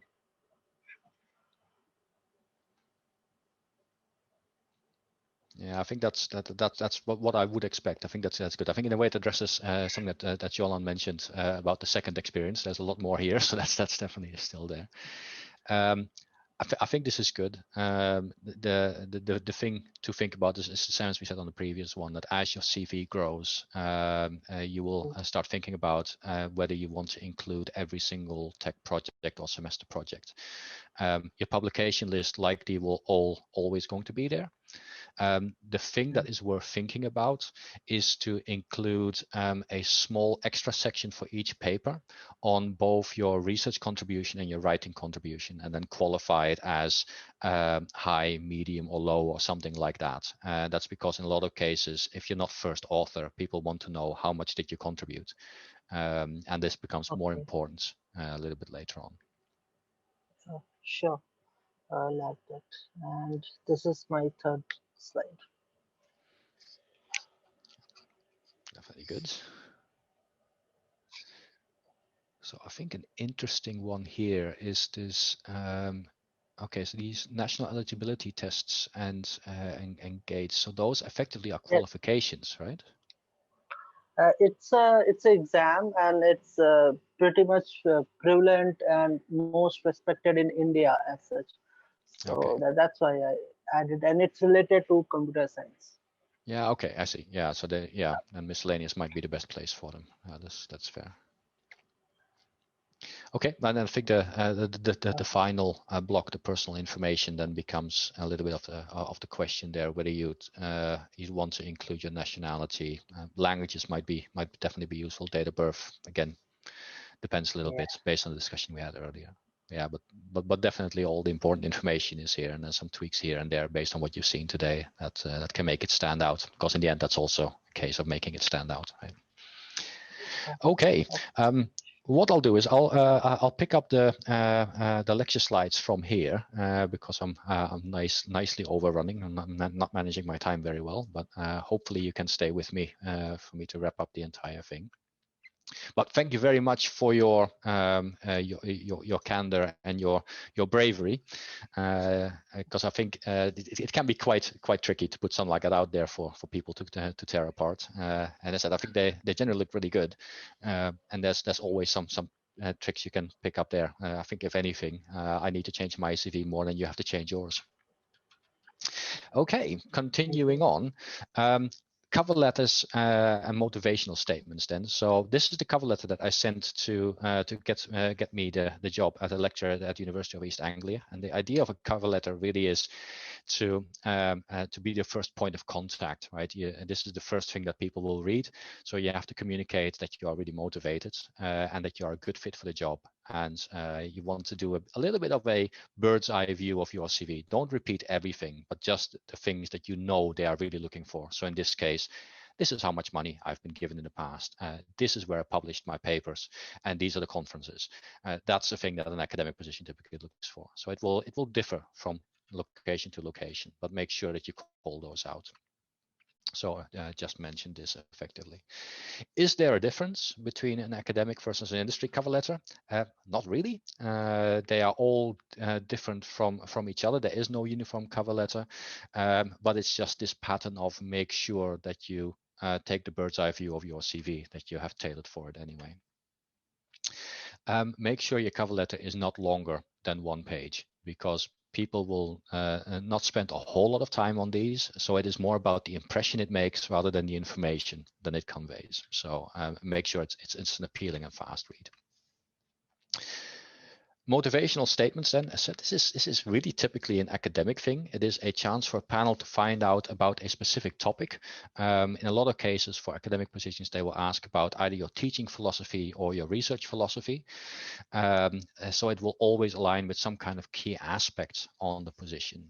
But the content can really vary very wildly because it depends on the question they ask. They might say, give us your teaching philosophy, or how would you align teaching with software engineering industry demands, something more specific, back and forth, can be tricky.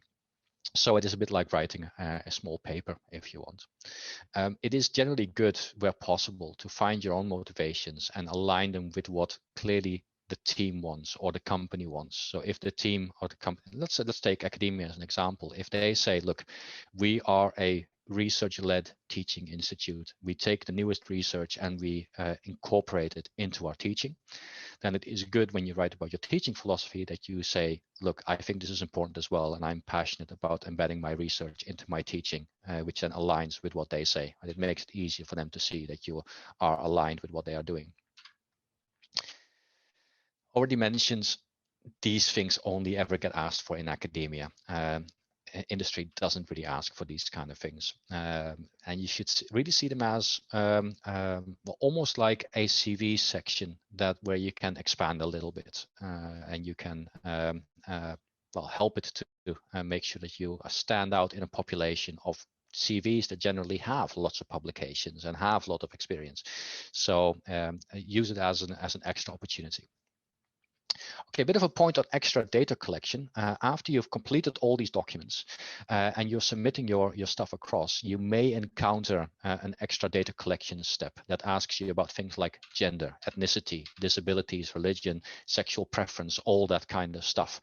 When I first applied for a job in the UK, I ran into this and I thought it was really weird because I think some of these things really shouldn't be asked for as part of a job interview. So I started digging into this. Why do they ask for this? So it turns out that organizations in the UK and in other countries, this can happen as well, have the legal obligation to produce recruitment metrics. So they have to collect this information and they have to be able to produce for any stage in the process, what is the percentage of men and women who made it into this process. And they want to see, based on these metrics, whether there is bias or not in the process. The idea is that if in your application process 40% were women and 60% were men, and in your interview stage 90% were men, then that is an indicator of potential bias, right? And it's those bias numbers the companies have to produce year on year, and they need these numbers to prove that they have a process that weeds out the bias. And so in a way, the data collection feels bad, but it actually is a way to ensure that there is a more honest interviewing and shortlisting and hiring process. This can come with constraints. This is already mentioned. In the UK, do not include a picture on your CV because then based on the CV, you can establish gender. Now, name already typically is a dead giveaway anyway, but they try to minimize that as much as possible. So then you get to the question of, okay, if you collect this information, who gets to see this? And do I have to provide this? So it is good to keep in mind that when this data is asked for as part of your application, it is optional. If you don't want to provide this, you do not have to. Right? A company has to provide this this metric information based on what they can collect, but this is your personal information. You are under no obligation to tell this if you don't want to. So in a lot of cases, you will have the option for every single category there to indicate prefer not to say. So you don't have to tell them your gender or ethnicity or religion or whatever it is. The only people who will see this are the human resources department. The panel who will interview you will not see this information at all. It is not allowed for them to see this. There's a whole government mandated process in place that makes sure that this data is only accessible by the people who have to produce the information, and that it is anonymized. They will not know which name this goes against. So when you see this, be aware of this process and be aware what will happen with this, and also be aware what your rights are with that kind of stuff. Now, a little bit of a word on the process. Okay, I've submitted my stuff. Is there any way I can tilt the entire thing to my favor a little bit? Can I somehow be more of a standout candidate? And as it turns out, you can. I've already mentioned the best way to stand out is if you are interested in a particular job, contact the person who's advertising it, get in touch, talk about the position, find out about what the job is about, what the team is about, all that kind of stuff, because there's a number of benefits. First, the benefit is you learn a lot more about what is required, so you can make a better application. But likely more importantly, when you get in touch with a person, your name will get in front of the person who is going to be in charge of the hiring, so they will have seen you before. And if you are the only one doing that, then it will be remembered as, oh, that person was keen. I'm interested to see in their application. Right? You have a leg up just because they've already seen your name and they've talked to you. You get a free interview if you want. If at all possible, try to talk to employees of the organization itself to find out about work environment, atmosphere, etc. Again, it gives you more information in hand, and the other way around. They then know your name. So if there is any kind of push the other way around, if they say, oh, that person, yeah, they contacted me and they're really great and really keen. So maybe we need to look out for them a little bit more, right? It just helps to stand out because they know you. That's how things work. If you have anyone in your network that works for the organization or knows someone in the organization, ask them to help you out. Ask them to make an introduction. This is what everyone does. Make sure that that is possible. If you are 2 or 3 steps away, still try and see if you can somehow leverage your network to get across. If at any point in time during the application process, people ask who in the organization made you aware of this particular position. BT does this, right? So when you apply for a position at BT, it will ask which BT person referred you to this particular position. If you can do that, do so. Because what will happen in an interview process or in a shortlisting process, they will say, oh, this person indicated you referenced them. Can you tell me a little bit about them? And they can fill in the gaps for your CV because they know you, right? It is all about getting your network to work for you a little bit as well. Inside your application, obviously, be clear and concise. Refer to people you have spoken to. So if you have done any of the previous things, mention that in your cover letter, for example. And like this, some of the most important things is customize your application to the position and the organization. I already mentioned, think about what are they looking for, highlight which qualifications and experience they look for most. It is a slog changing your application every single time, but this is the thing that will get you the job. Where possible, point towards online supporting materials. Always point to your LinkedIn profile, always point to GitHub profiles, etc. If it's a developer position, people will find them presumably, but why not help them find it more easily? Okay, the shortlisting process then. Now that you've submitted your stuff, how do you go from a big pile of CVs and cover letters to a stack of people we want to interview. And in practice, this is really this comparison thing that happens, right? We have our required bits, and that's normally the only thing you look at initially, and you try to do the box ticking exercise. We know that this one is non-negotiable, so first thing I will look for, does this person have a degree? Yep, okay, that box is ticked. At least 9 months relevant work experience. Okay, yeah, that seems to be there as well. Demonstrable proficiency, etc. Okay, let's have a look at the tech skills section. Yeah, that seems to be there, round and about. So you kind of go top to bottom, and based on how important they are and whether they are deal breakers, you classify them. And if your shortlist in that case is more than your allocated slots, so suppose you have 10 people and only 5 slots, then you look at the desired to be the tiebreakers. And that is really what a shortlisting process is. So keep that in mind when you do your CV, right? When this is the list that people are looking for, is it easy to find on your CV whether you tick those boxes? And that's why I think the feedback that you gave me is perfectly valid.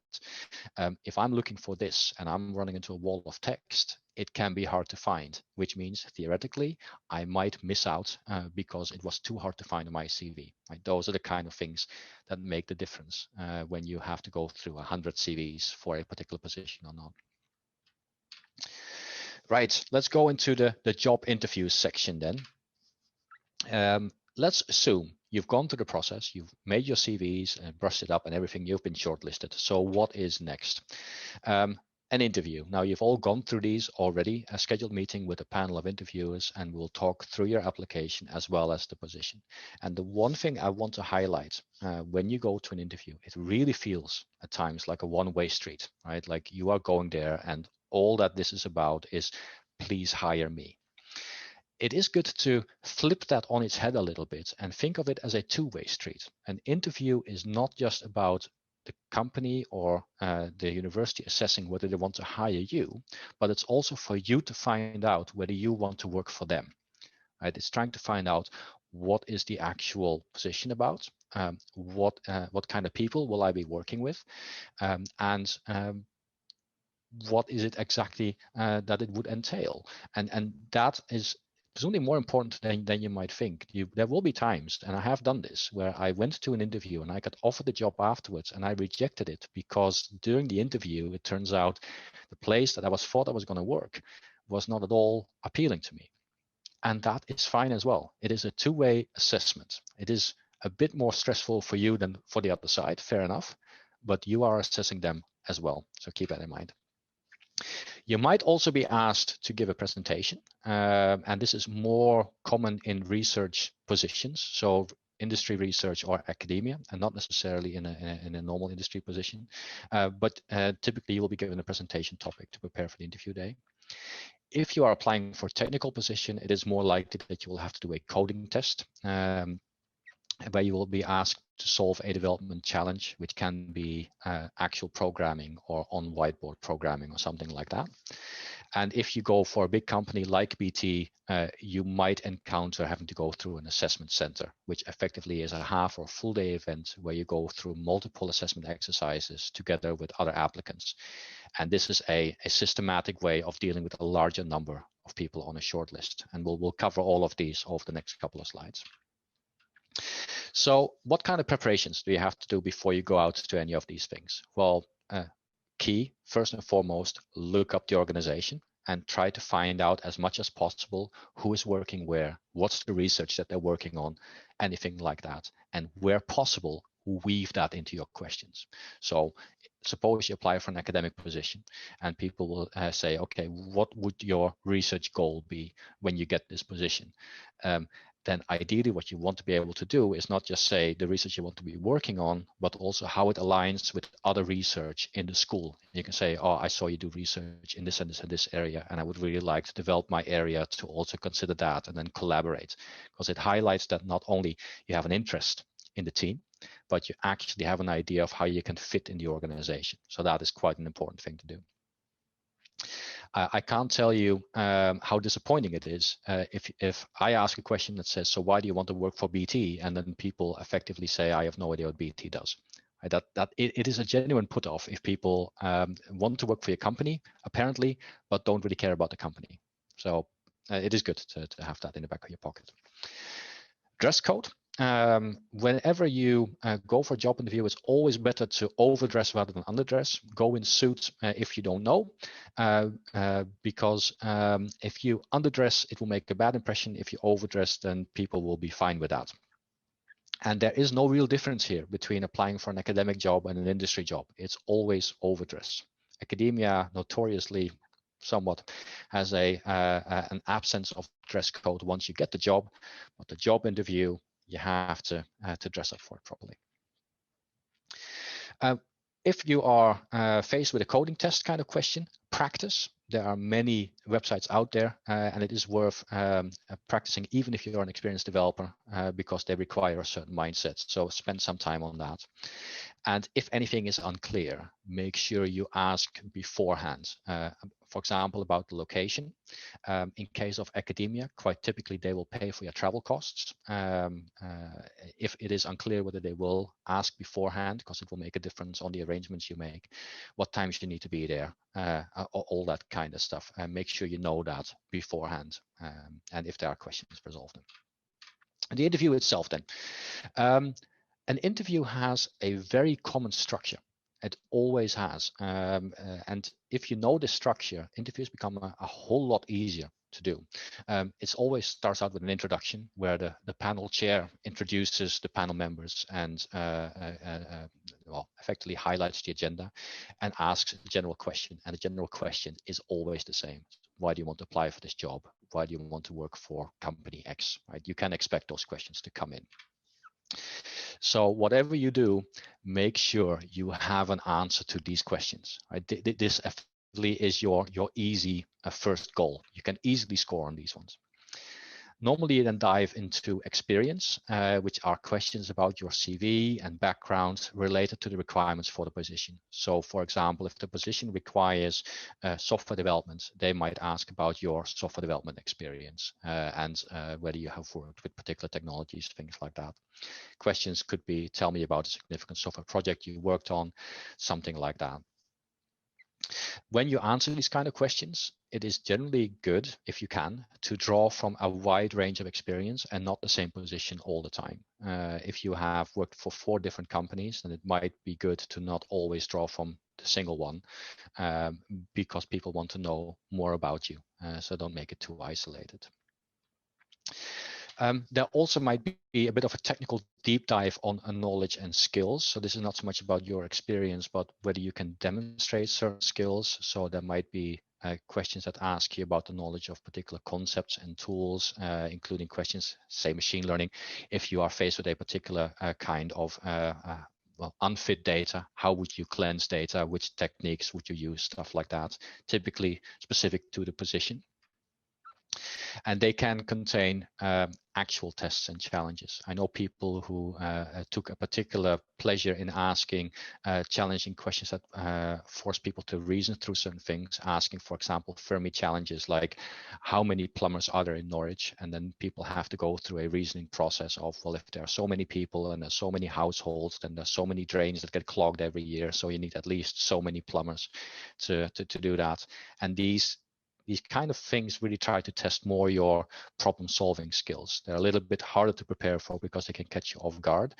But in practice, the way to approach these is to go in with the best of your knowledge, think out loud, and tell people what you're thinking about. Because it's not about the right answer. It is about how do you approach a problem. That's the most important thing.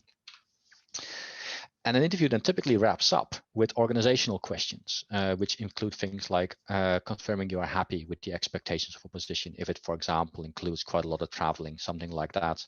It might include things like making copies of your passports, work permits, visas, things like that. And once all those boxes are ticked, then it's your turn. You can ask questions, and it's worth preparing for these. In a lot of cases, when I do an interview, people actually don't have any questions to ask, whereas I think there are at least a couple of questions that you should always ask. First of all, if they didn't tell you, when can I expect to hear your decision? It is perfectly okay to put people on the clock. I mean, just as much as they need to make a decision and they need to hear your answers, you can't wait for them indefinitely either. So it's good to ask that. it is worth asking, okay, on this position, what is career progression? What does that look like? Are there any opportunities to do continued learning? What is the kind of mentoring that can happen there? Makes perfect sense, right? And it also indicates that you're keen to grow, that you're not just looking at this current position. And even asking about money. It's not unfair to ask, what is the salary band for this position? In particular, if you have multiple job applications and you have to make a comparison, you should have some kind of indication of salary. A lot of jobs are advertised as competitive salary, which is a misnomer. It doesn't tell you anything. So if you make it to the interview, ask about it. You're entitled to make an informed decision. Couple of tips then. Be engaged, but pace yourself. Nothing is as bad for an interviewer as a person who doesn't say much, right? If you're asked a question and you give a single sentence reply, that's not great. But at the same time, don't stack everything in if it's not related to the question. So find a nice middle ground where you're talkative, but at the same time, make sure that you don't overtalk. If you're nervous, don't worry. Everyone is nervous for a job interview, and I can guarantee you everyone in that room is nervous as well. And everyone in that room has been there. We know that people are nervous, and it is not a crime at all if you stumble over your words or if you need to catch your breath. Right? We are not interested in tripping you up. We are interested in hearing about you. So don't worry about being nervous. We know it's uncomfortable, and we will try to make it as comfortable as possible. Already mentioned in some of the CVs, sometimes you may have gaps. There's nothing wrong with gaps at all. Just be honest about them, because everyone has them. I had a gap of a month because I had issues finding my lecturer position, as I mentioned before. And when people ask, then I will just say, well, look, I applied for jobs, and when I found a job, there was a little bit of a gap between them, and that's just the way it is. Right? No one has a perfect work background and career path. And again, people know that. So there's no need to cover it up. This is an important one. No matter how bad your experience was with a previous employer, it is a really good idea to not speak ill of them. You don't have to be nice about an experience that wasn't nice, but you can effectively, in that case, say, yes, I've worked there, I've done this and this and that, and that's it. And be more positive about previous employers that were good to you as well. The thing is, if you speak bad about a previous employer, that puts the panel on the other side in the mindset of, well, they might think to talk about us if we hire them as well. It's fine to speak ill of a previous employer once you make the job, right? Then you can do whatever you want, in my opinion, but not during a job interview. Already mentioned, this is a two-way assessment, so I will skip over that one. Should you have a bad experience during the interview, it is perfectly fine to report this back to the Human Resources office on the other side. Right? It's not, there's no guarantee they will do anything about this, but it's not that because you are looking for a job that the bad experience is just for you to deal with. That's just not how it should work.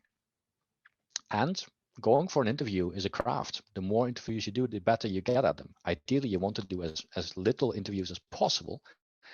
But if you go through an interview and you're not successful, just bear in mind that you've learned something and you have a better chance at the next interview that you do. Presentations then. Well, the presentation's goal is really finding out about the candidate in depth a little bit more on a particular topic, and the ability to present work to a broader audience. So obviously for a lecturer position, for example, presentation skills are key. In industry, they are quite important as well. So it is an important thing to test. Topics, as already mentioned, differ per position. In academia, it will like to be more teaching related. In industry, they will give you a topic that are a bit more focused towards something that is of interest to the company. Maybe presenting research to management, something like that. But there's no guarantee it's going to be one of those. On the bright side, all of you will have done presentations already, and all of you are becoming experienced presenters over the course of your PhD. So this likely won't fluster you. It's just a case of making sure that you understand the scenario and understand what the audience is going to be like and what they would like to see.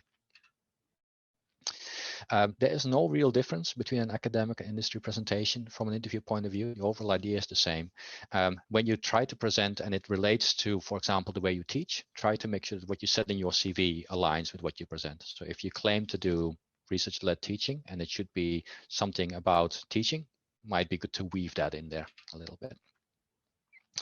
And where possible, link into the organization, as already mentioned. When you align your statements, this will happen automatically. A little bit on coding tests then. Given that you are all in an academic position at the moment, some of you may have done a coding test, maybe most of you won't have, but coding tests in itself can be as much exciting and interesting as completely nerve-wracking. I've seen people at the tail end of this completely failing at it, and other people being really good at it. And typically the people who don't do well at it are people who didn't practice it. This is really being able to develop when someone else is looking, which is always a bit odd. But if you practice development, you can fall back onto autopilot, because most of you are really good at development. So I have no problem believing that you will be able to do that.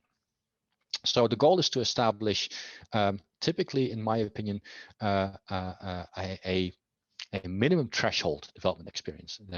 I'll get a bit into how difficult a coding test can be.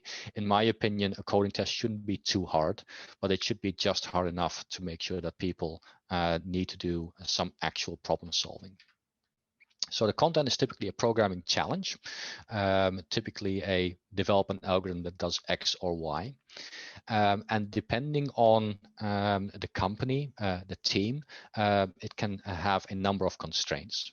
So they might tell you have to use a specific language, or you can use any language you want, or a made-up constraint language, or even programming pseudocode on the whiteboard. They might ask you to use a very specific IDE or whatever you prefer. And there might be some time constraints. Typically, these things will last for an hour or an hour and a half. And there might be some follow-on questions based on the algorithm you write, such as, okay, your algorithm works. Can you write a unit test? Or can you indicate what are the edge and the boundary cases that you have to test when writing unit tests? But the most important thing, as with the technical challenges in the interview, is you have to talk out loud, because this is not about finding the solution really fast. This is about assessing how do you approach solving this problem in a programmatic fashion. And that is typically a pretty good indicator whether someone is going to do well on programming. And that's why for me it's more of a threshold rather than testing out and out development skills and API knowledge. It's not the most important thing. I just mentioned that, so that's good. And the follow-on questions typically go in based on what has been observed by the people who moderate this kind of thing. So coding tests themselves were made famous by Google, and they were aimed at establishing these problem-solving skills. And typically they will look for things like algorithmic knowledge, which can include things like sorting or data structures, graphs, recursion, object-oriented programming, stuff like that. They might ask you about big O notation, asking things like, okay, you solved this particular problem. Is this the most computationally optimal way of doing it? So it is worth reading up a little bit on that if you have to do a coding test. Sometimes you have to interact with APIs, so it's worth knowing how to do that. Already mentioned how to test your code. And sometimes they go into the more mathematical thing. The more mathematical programming is required for the position, the more important this kind of thing becomes. Things like knapsack problems and choose K programs, things like that. And here's a couple of questions that you will typically find in a Google coding test. Now, it's good to know that Google used to be really steep. They would ask really hard questions, but they've toned that back, and the questions have become a bit simpler because they realized that if we ask really difficult questions, there was low correlation between the performance as a developer and the performance on the coding test. So the easier questions tend to be a bit more representative. I'll give you the example of the questions we ask in my team when we hire developers. We have a question where, for example, we give you a string and we want you to find in that string the longest palindrome. And a palindrome is a reversible set of characters that result exactly the same word. So for example, race car is a palindrome. Read forwards and backwards, that is the same word. So iterate over the string and find the longest palindrome. And then we say you can use any language you want, any IDE you want. Having a bit of a practice with that makes sense if it is important for you. Then I want to say a little bit about assessment centers. So already mentioned, assessment centers are a bit of a structured way of assessing a whole lot of people at the same time, having a longer shortlist. So they tend to be full or half-day events with multiple activities, which are combinations of the things that we've already discussed. There will be interviews, there will be technical tests depending on the positions, there will be presentations, that kind of stuff. And the typical shortlist is 15 to 20. It can be very highly standardized up to the point that we are recruiting for multiple positions at the same time, and that the positions are not even closely related. So someone might be looking into the physics of networks and software development, and they go through the same assessment center, which means the assignments tend to be fairly standardized as well. And you will get things like interviews that typically are at least two, one focused on skills, the other on experience, a bit comparable to core components of interviews. And preparing and delivering a presentation on a set topic, but only given to you on the day. And typically the major difference is you will have some kind of group exercise where they will give you an assignment to the group to come up with a new ad campaign or a new a business opportunity or things like that. Individual technical exercises will also happen similar to coding exercises, but not necessarily a coding exercise. These are the typical things you'll find in an assessment center. And what you will find, generally speaking, that they only happen in industry. Academia doesn't do these at all. And they only really happen with large organizations with a larger intake. So BT has them, companies like Google sometimes run them, but smaller startups and medium companies don't do these because they are quite expensive to run. I have a question. Yes, go on. Sorry. I want to know about psychometric tests, because nowadays, like multinational companies, especially, they ask for some psychometric test, and they have some tools to somewhat number us according to our psychology. Mm-hmm. Any thoughts on that? They can happen. They definitely can be part of it. I'll be honest, I haven't experienced them myself. At BT, we don't use them. In a way, they fill the same function as something like a coding test or something like that. They are a bit of a standardized way to get a bit of metric value feedback that you can use to distinguish between candidates. In my opinion, they aren't the best way of doing it. And they really only help when you have a long short list, right? If you have something like an assessment center or something like that. Okay. The only thing I would say for these kind of things, it is, for example, IQ tests can be part of this kind of thing, right? It is worth practicing IQ tests, because as much as people say that IQ tests always give you the same results, there is quite a lot of research that indicates that if you practice IQ tests, you score significantly higher. When it comes to psychometric tests that are more about emotional intelligence quotient, things like that, I would just take them as they are, right? If they are truly an assessment that is always going to be the same, regardless of what you do, then they are just a snapshot of the person you are. If you don't feel comfortable doing them, and the company insists on using them, that for me would go into the category of me assessing the company as maybe this is not the right place to work. Yeah, they're kind of a given in the field a little bit. Not everyone does them. I'm very ambivalent about them, I guess. Not a good answer, but not much more I can say, I'm afraid. Yeah, and for some strange reasons, like high-end big companies are asking for it, and that is quite surprising. Well, there is a very good, well, not a good reason. There's a justification for it, that if you do a test and you get metrics out, then the process can be faster. in my opinion, if you take a person and you flatten them down to a set of metrics and you assess them based on that, you're missing out on what makes the person, right? When we're looking for a researcher in our team, for example, I'm not looking for a person who has the right metrics. I'm looking for a person who is a combination of intelligent, fast learning, who's motivated. How do you capture motivation in one of those tests other than asking, are you motivated? And who would say I'm not motivated, right? It's at some point, these metrics don't say much. So I'm not a big fan, but yeah, I know big companies tend to do that to streamline the process. It's much the same way. I'm not a big fan of assessment centers either, right? Because they are standardized and thereby you lose quite a bit of the actual individual, right? And the whole idea of an interview is to learn about the individual, because the metrics are already in the CV anyway. Sure. Okay. Well, you have now gone through the interview. You have done your presentations. You've done your coding test. You might even have done an assessment center. So now we get to the aftermath. What happens now? Well, under ideal circumstances, you land the job. Again, celebration time. It's all good. It's a big success. So what do?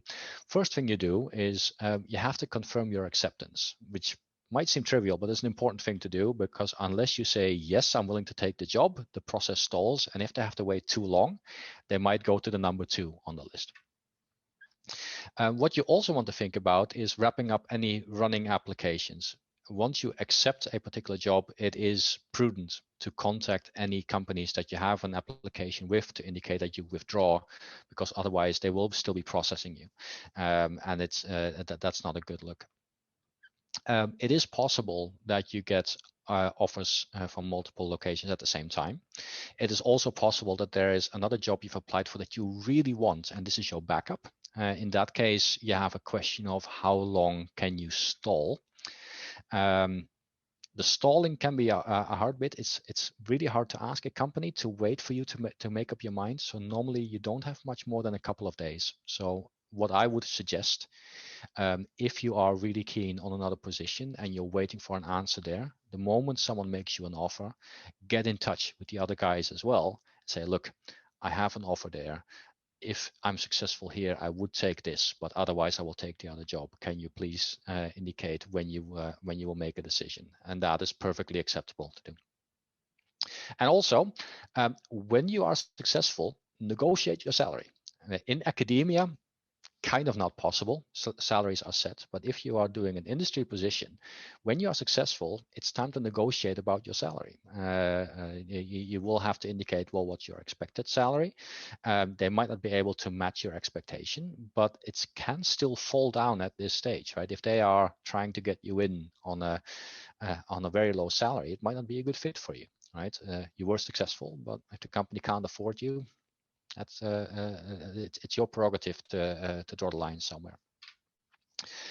So those are the things to do on the success side. And what if you're not successful? This time it didn't work out. I'll be honest, no one likes rejection. I really disliked it, and I could be quite downbeat after I got a rejection. I got a fair few, but it happens. And as I've mentioned, you will get better. And no one is good at applications. Everyone has more rejections than acceptance, because you only need one success. So persistence is the key. You only need that one yes, and then you will forget about the rejections that you had along the way. Should you get a rejection though, ask for detailed feedback, how you can improve your chances. A lot of people will provide you with the feedback anyway.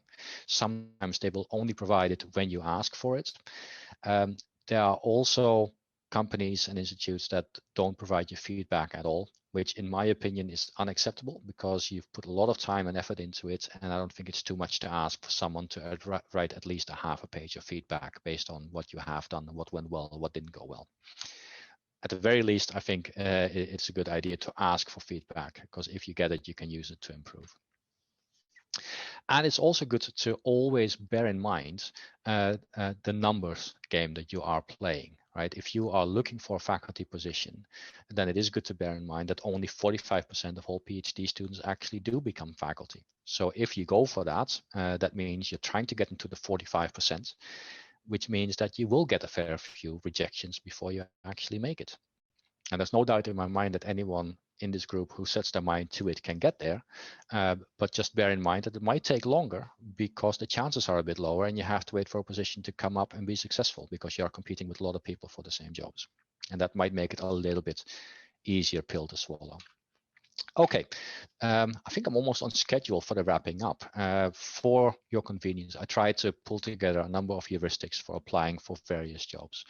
So starting out with research jobs, just recapping what we've already said. Make sure you are aware of what is out there. Subscribe to research mailing lists is a big one, and build and use your network. Right? It might feel a bit weird to engage with people and ask them to do something on your behalf, but this is how networking works. This is how everyone does it. The easiest way to find out is if people tell you, engage with that. A lot of job websites will not get a job because the network has already solved it for them. So make sure you're part of that. If you're looking for a job, let people know you are looking. Put it on your LinkedIn profile or something like that. Tell your network that you are on the market. If people don't know, they can't help you. A good thing to do is keep your CV and online presence up to date. Right? When you're working on a job, if it's a 3-year job, for example, it's tempting to think I'll update my CV a little bit later on.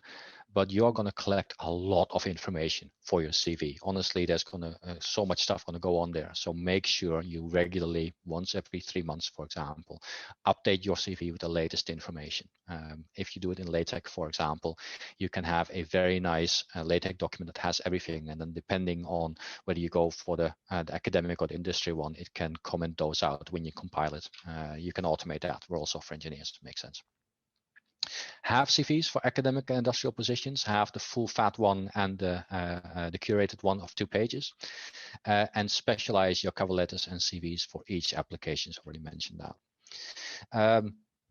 This, for me, is one of the key ones. If you want to stand out, get in touch with your organization or person hiring. If there's an email address, send them an email. Make sure that they know that you're interested and that they know who you are. Read up about the organization and the group, and treat the process as a 2-way assessment. You want to find out whether you want to work for them just as much as they want to find out whether they want you to work for them. Then it's a bit on timing. When you are applying for research jobs, is don't wait too long with starting to apply. Normally for postdoc, for example, if you have 12 months left, you have to start applying because these jobs are hard to come by, which means that if you embark on a 1-year contract, the moment you land a job is also the moment you start applying for your next one. And that is going to be the continuous cycle. And that's mainly because if you wait until the last month and you don't find anything, you might have a gap. And it's not so much the gap on your CV, but the gap in income that gets really tricky.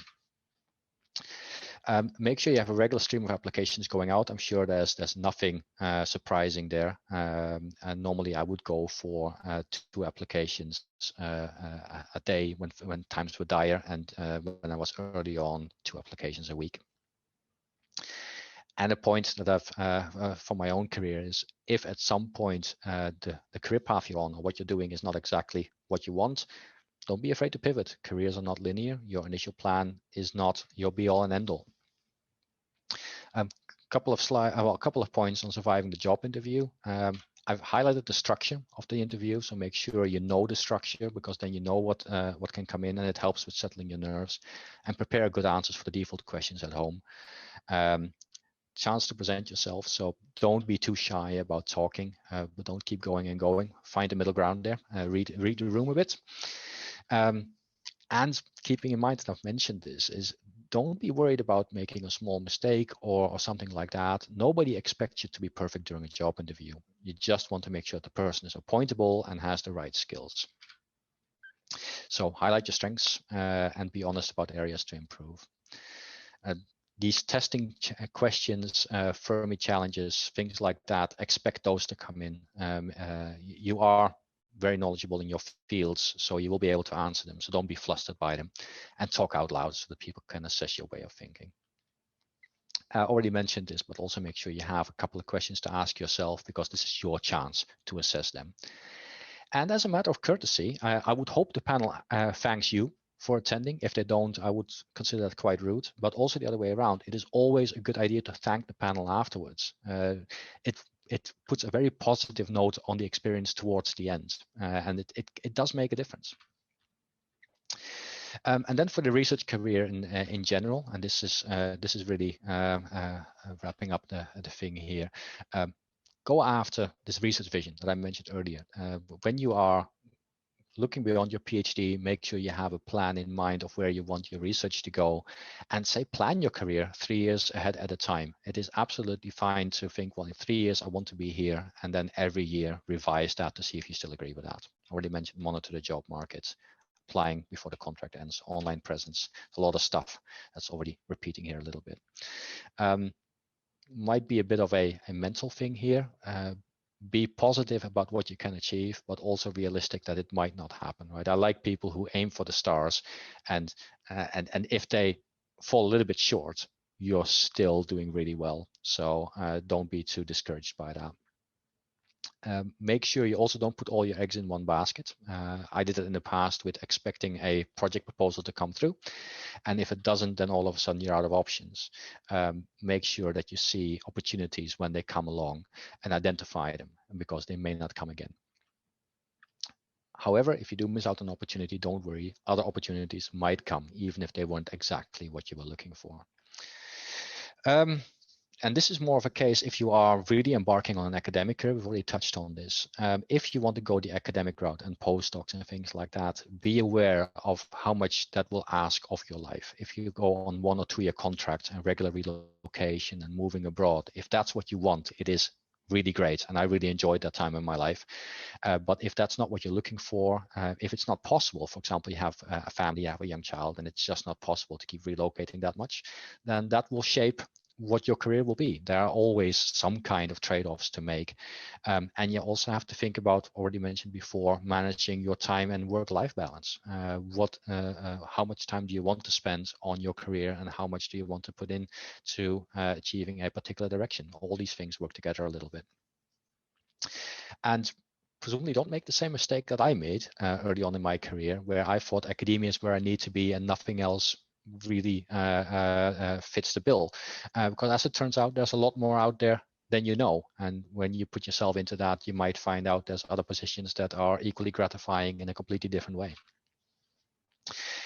And this arguably is the biggest point that I want to highlight to you, is that whatever choice you make or whatever people tell you, it is your career and your life. If this is the right decision for you, then that is fine, because people will have opinions regardless of what you choose to do. When I left academia, I had people who told me, well, apparently you're not good enough for academia then.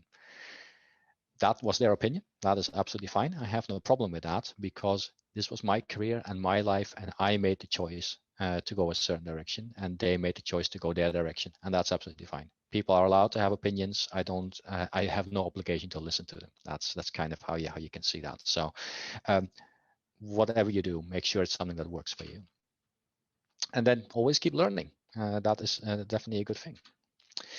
So that is in essence what I wanted to talk about today. I hope it gives you a bit of an insight as to what the job application process is from the other side, and how you can stack the cards in your favor a little bit. And hopefully this will have had some use for you in moving forward and thinking beyond your PhD and part of the Lowcomote project. I ran a little bit over. I do apologize for that, but for those of you who are willing to hang around, I'm happy to answer any questions or have a look at any of your CVs, cover letters, or whatever at this point. So any questions? Can I ask? Yes, go on. Well, I have actually 2 questions. The first is that what if there are, for instance, 2 very similar positions at the same company or at the same university, because it really happens, and you feel that, for instance, your CV is 70% good for both of them, but what is good to apply? Because I've heard that it's not very polite, or it's not very good to apply for 2 positions in the same, for instance, research group or in the same organization. I'm inclined to say that I would actually still apply for both. Reason is this. I mean, this is a bit about knowing the market, right? It is really hard at this point in time to find candidates for positions. I mean, you all have landed your positions, but I can tell you there were a lot of really anxious supervisors in the Lowcomote project that were desperately looking for good candidates because it is so hard to come by good people. And academia and research positions generally have that problem. So I would argue, as much as people might say it is a bad thing, I think every single PI is delighted when someone applies for a particular position. And if it's in the same research team and a person applies twice because they're interested, it just means they're interested in both, right? I personally would never see it as a bad thing. Mm-hmm. The only thing that might happen, and it has happened with Lowcomote behind the scenes as well, is that when a person applies for 2 positions and gets shortlisted for those 2 positions, that there might be a bit of a discussion on how we would deal with things, because you might have people who you want to make an offer, and then who has first dibs. Within Lowcomote, I think I know that we really went the route of, well, if 2 particular locations have the same candidates shortlisted, then the choice is the candidates, right? Effectively, it's, well, they were so good that they can choose either, and that is fine.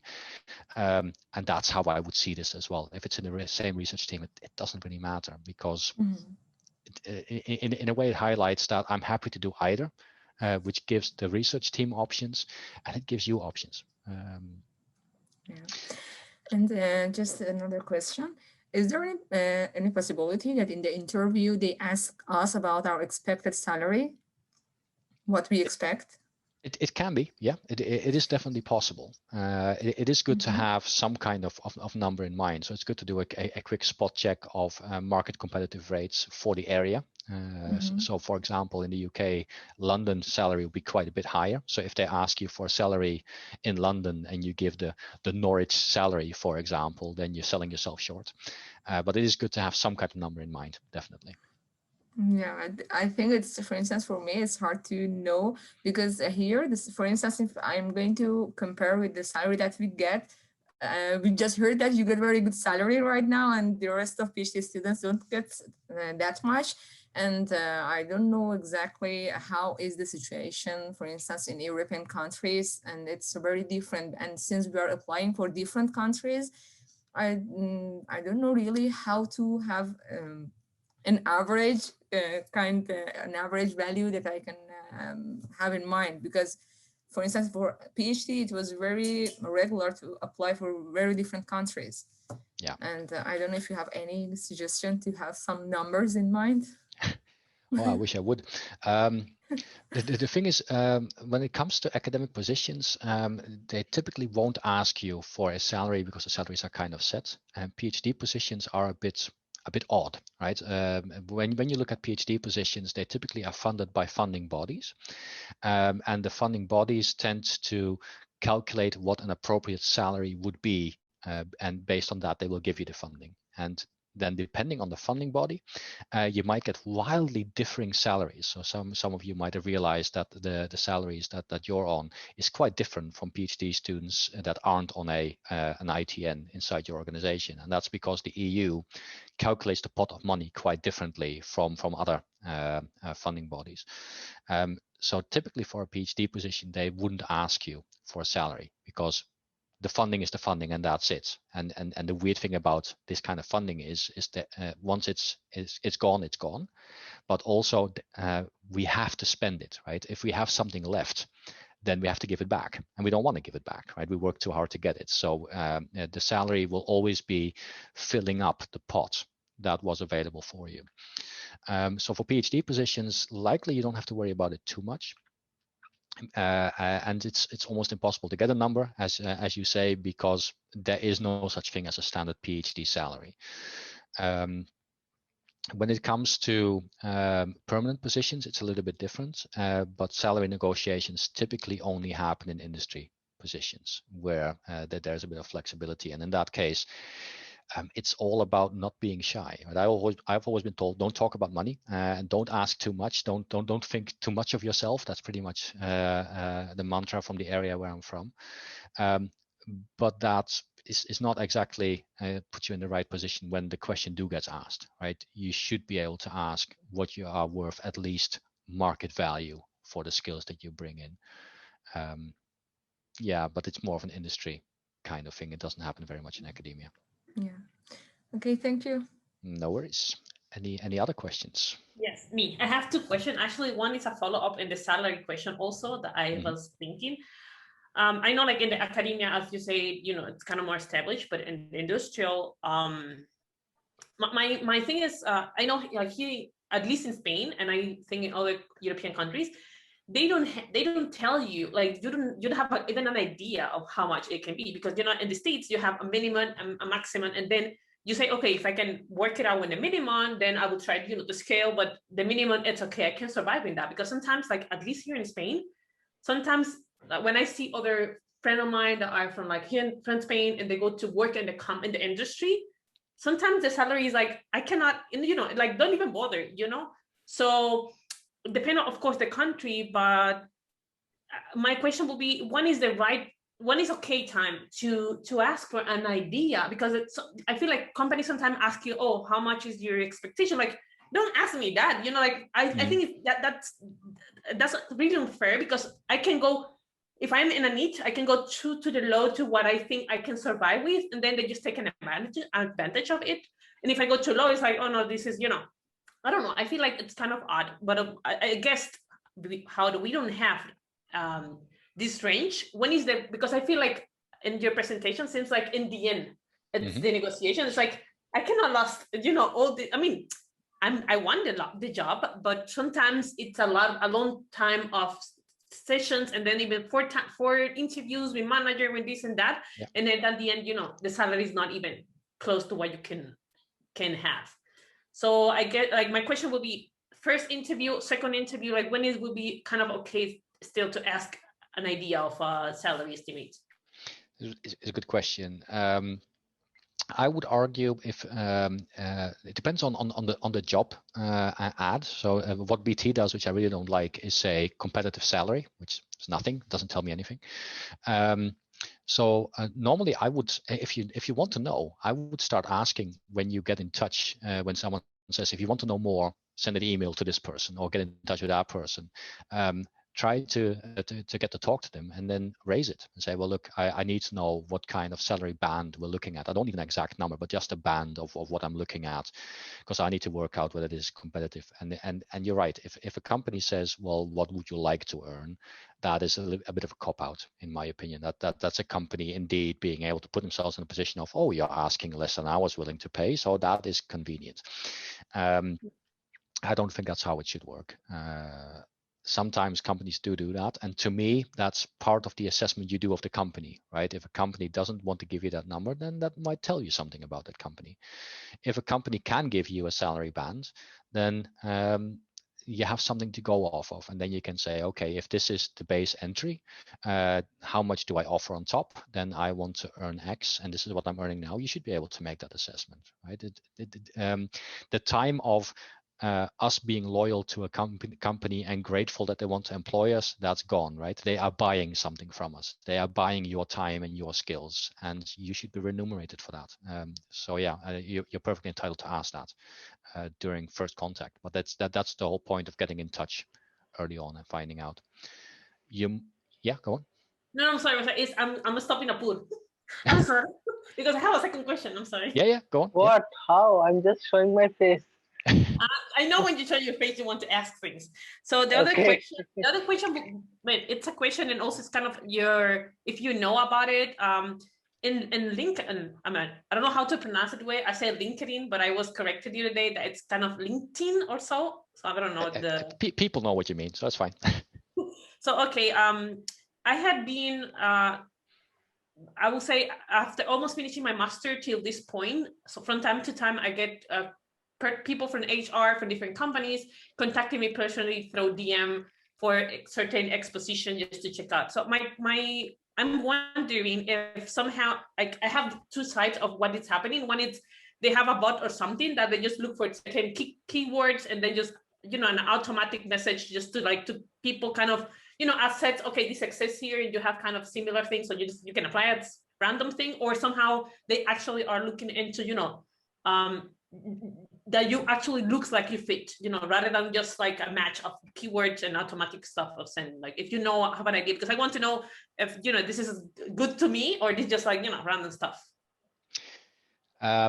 Sadly, most of it is automated, and a lot of it is just scanning for keywords on your profile and approaching based on that. I'll give you the example that I got, I think 2 weeks ago.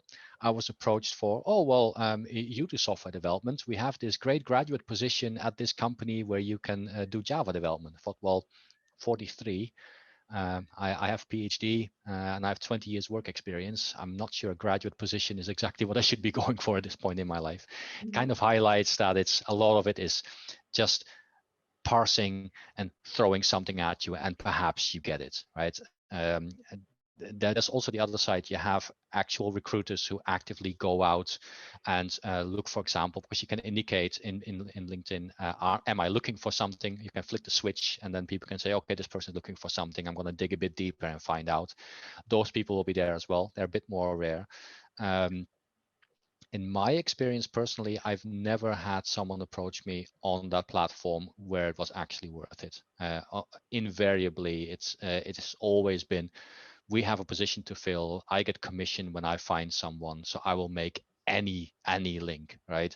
I understand. Yeah, actually, I asked more because there was one that was sent it to me like recently, like maybe a month and a half, 2 months ago, and it looks pretty amazing. Even I don't feel like I'm qualified, but I feel like I'm on the track to being qualified. You know, if I put my mind in it, I can, you know, accept this what they want for a position. But yeah, I also feel like it seems like I'm not there yet for you to ask me that, but maybe like the keywords actually really match with my curriculum, what I actually was looking for. But that was highlight more of like, you know, it's like exactly my curriculum is the words that they have in their, you know, what they're looking for, exactly the same things. You know, looks like I'm the perfect match of any experience, but it's too much of a coincidence on that side. Well, it's always, because I said, I mean, it's sometimes it works, right? So if it is something that you think is worth pursuing, it's worth having a go at. And then the only question that you normally have to keep in mind is, do you trust the person who's approaching you, or do you want to go to the company directly and bypass the recruiter who contacted you? It does happen, definitely. It's just, but you will very easily weed the ones out that aren't good. And if something like this seems good, might as well explore it. Thank you. No worries. Oh, it's one more thing I wanted to mention in reply to your question, Lisette, is if you want to get an idea of salaries for certain positions, there are websites that are things like Salary Compass and things like that, where effectively they collect all kinds of information on the average salary in a particular area of industry with a particular background. They can give you a prediction of what you're worth, and that will give you a ballpark at least going in, so that if people do ask, what salary are you looking for? Then using a Salary Compass, you can say, well, the Salary Compass says this, so I would expect to have at least something on par with that, and then correct it for the area, right? Okay. So there are websites per country for that. They're worth looking into. Perfect. Thank you. Any other questions? Yeah, I have one very specific question. Mm-hmm. In interview, I have heard from many interviewers asking, where do you see yourself after 5 years? It's a very standard question. Yep. And frankly speaking, I have no answer to it. But like, I have somehow say anything, but I have no answer. So what are they expecting from us? I don't even know whether I'll be in that company for next 5 years or so. So what should be the expected answer? So it is one of those standard questions that kind of more kickstarts a discussion rather than an actual answer. So no one is expecting, well, in 5 years from now, I'm going to be in your seat doing interviews for my replacement. Normally, I don't normally ask the question, but if I ask the question, then normally what I'm looking for is, does the person have career ambitions in general, not specifically for in the company, I want to work on that project, but much more suppose you're now working on a PhD and they say, well, in 5 years, what do you see yourself doing? And you say, okay, in 5 years, I would like to be ideally in faculty, but at the very least, working on postdoc, doing research in this area, and that'll be perfectly fine. Or you can say, I'd like to either be on a faculty track or I want to be in industrial research. Right? It can be quite generalist. It doesn't have to be a very detailed kind of thing. It is much more a case of, have you thought about how you want to develop your career? Because that will help us understand how we can support you to get there. Right? No one is hiring a person for a position and expects them to be there 20 years from now. Right? People will grow, people will become better, and they will go somewhere. And it's about learning what is it you would like to do. Right? You don't have to have a plan to get there, but some kind of idea. Okay, and in industrial field. Well, it doesn't. Well, the thing is that there's not much difference, I think, from asking the question from an academic or industrial one. It's just that with academia, it's a well understood career path, right? Where you can say, okay, I want to be faculty, or I want to be a professor, or something like that. Whereas in industry, it can be, okay, I want to focus a bit more on management of research, or on technical challenges, or things like that. So it's a way of indicating what you're passionate about, I guess, and what you would like to work on in the future based on what you've learned up to now. And the thing also to keep in mind is that when people ask that, it's not a contract. It's not that when you say, okay, in 5 years from now, I want to be this, and therefore that's the only thing you can do in the company, right? It's much more a way of you being able to say, this is where I think I'm heading, and that's what I'm passionate about, and that's a perfectly valid answer. Okay, thank you. Okay, no problem. Any other questions? Yes, I have two. I want to ask first about MD in industry, because as I search in LinkedIn or Twitter, I see a lot of postdoc position in academia that they say, they prefer that you have MD background, but in industry, it's very rare that I see, for example, they need someone who know about software modeling, or I don't know, MD, but as you mentioned that it's it's needed in industry as well. So is there any keyword that maybe I miss? When I'm searching for jobs or even internship, I didn't see anything about that, for example, that they prefer MD background. So my question is, Oh, it's a good question. I think the thing is with MDE as a topic is that the term itself is a bit more well known in academia than it is in industry. Right? In industry, they typically think more in terms of code generation, I guess. But code generation is only one part of it. But for industry, that's kind of the hot buzzword that sells it, I guess. But I think more importantly, when you look for jobs in this particular field. In industry, MDE would not necessarily be mentioned because it's not necessarily considered a single position. It's much more, this is part of a bigger question. It sounds a bit vague, but let me clarify that. So my position, for example, in BT is about bleeding edge software development and best of practice and what people are applying to solve particular problems. And model-driven engineering, code generation, and transformation is one of those things that is bleeding edge that needs to be brought into the company. This is a case where I know BT needs it, but BT doesn't really know it. Which means that you will struggle to find job ads within BT that actually ask for this kind of thing. But in practice, I think in 5 years from now, it will be something that people just need to have in their tool bag to make sure that they can deal with the complexities of developing software in a big organization.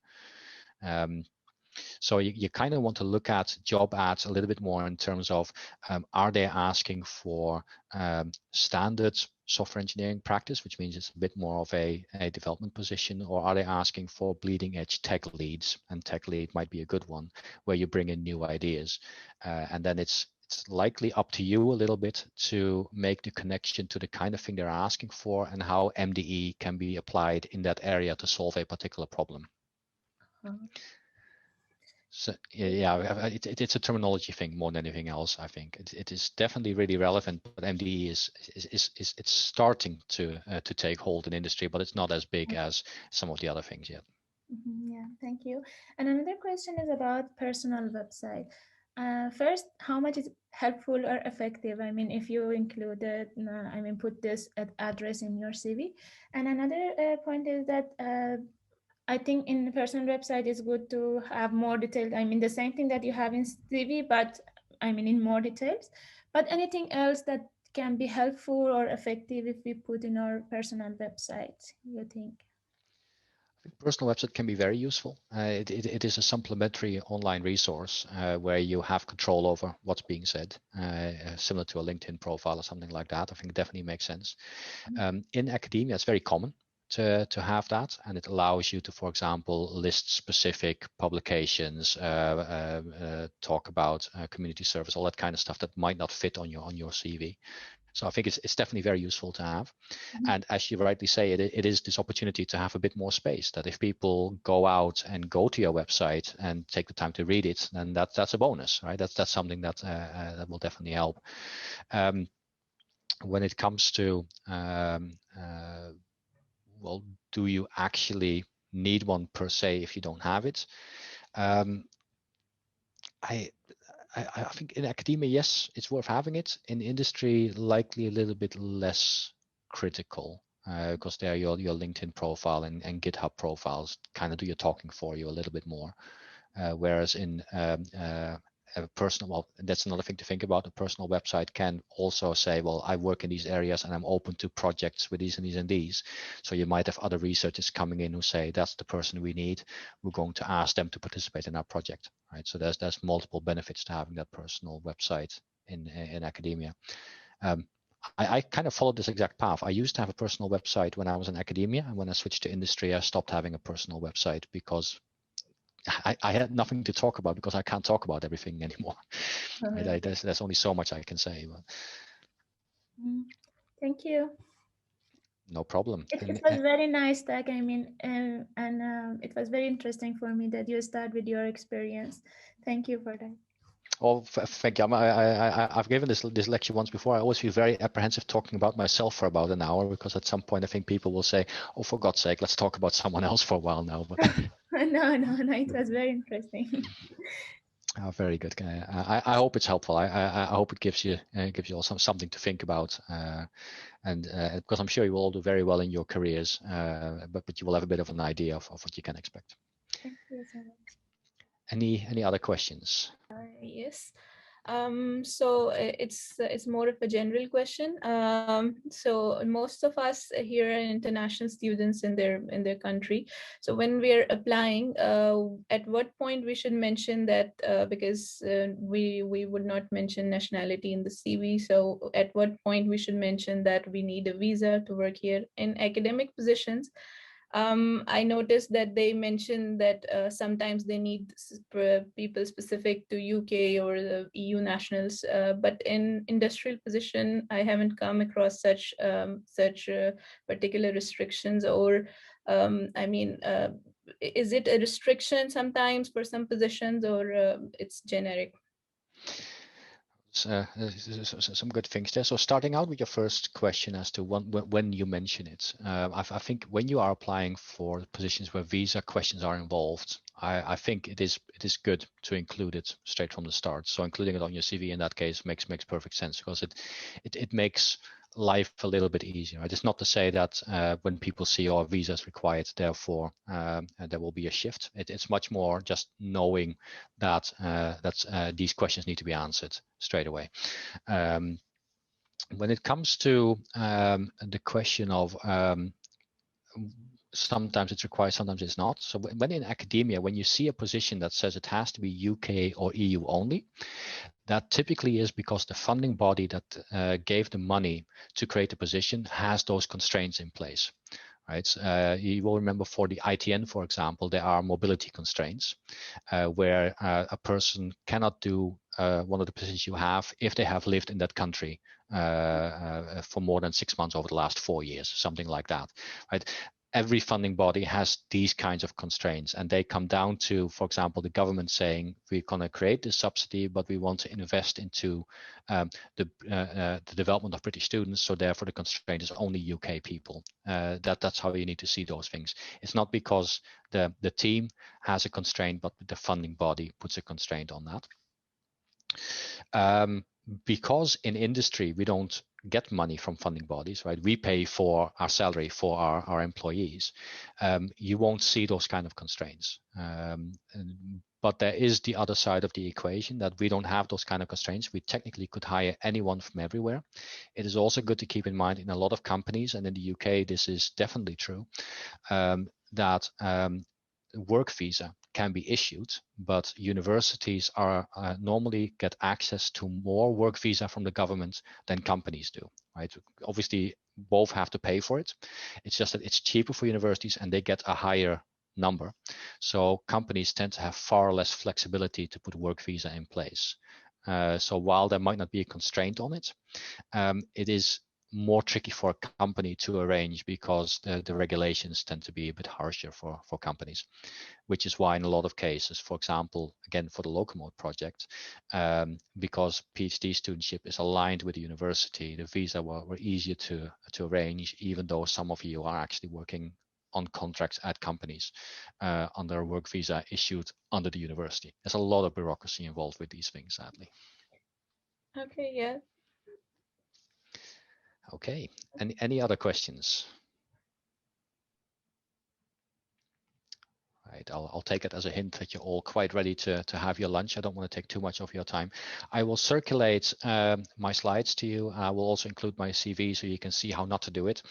And if you have any questions, if at some point you want to have a bit of a chat about your CV or your cover letters or an application or anything like that, just drop me a line. I'm very happy to help you with this. And if there's anything I can do to help, then just let me know. Thank you very much for your attention, and I hope you have a very nice continuation of your Lowcomote sessions. Thank you. Thank you so much. Thank you. Thank you.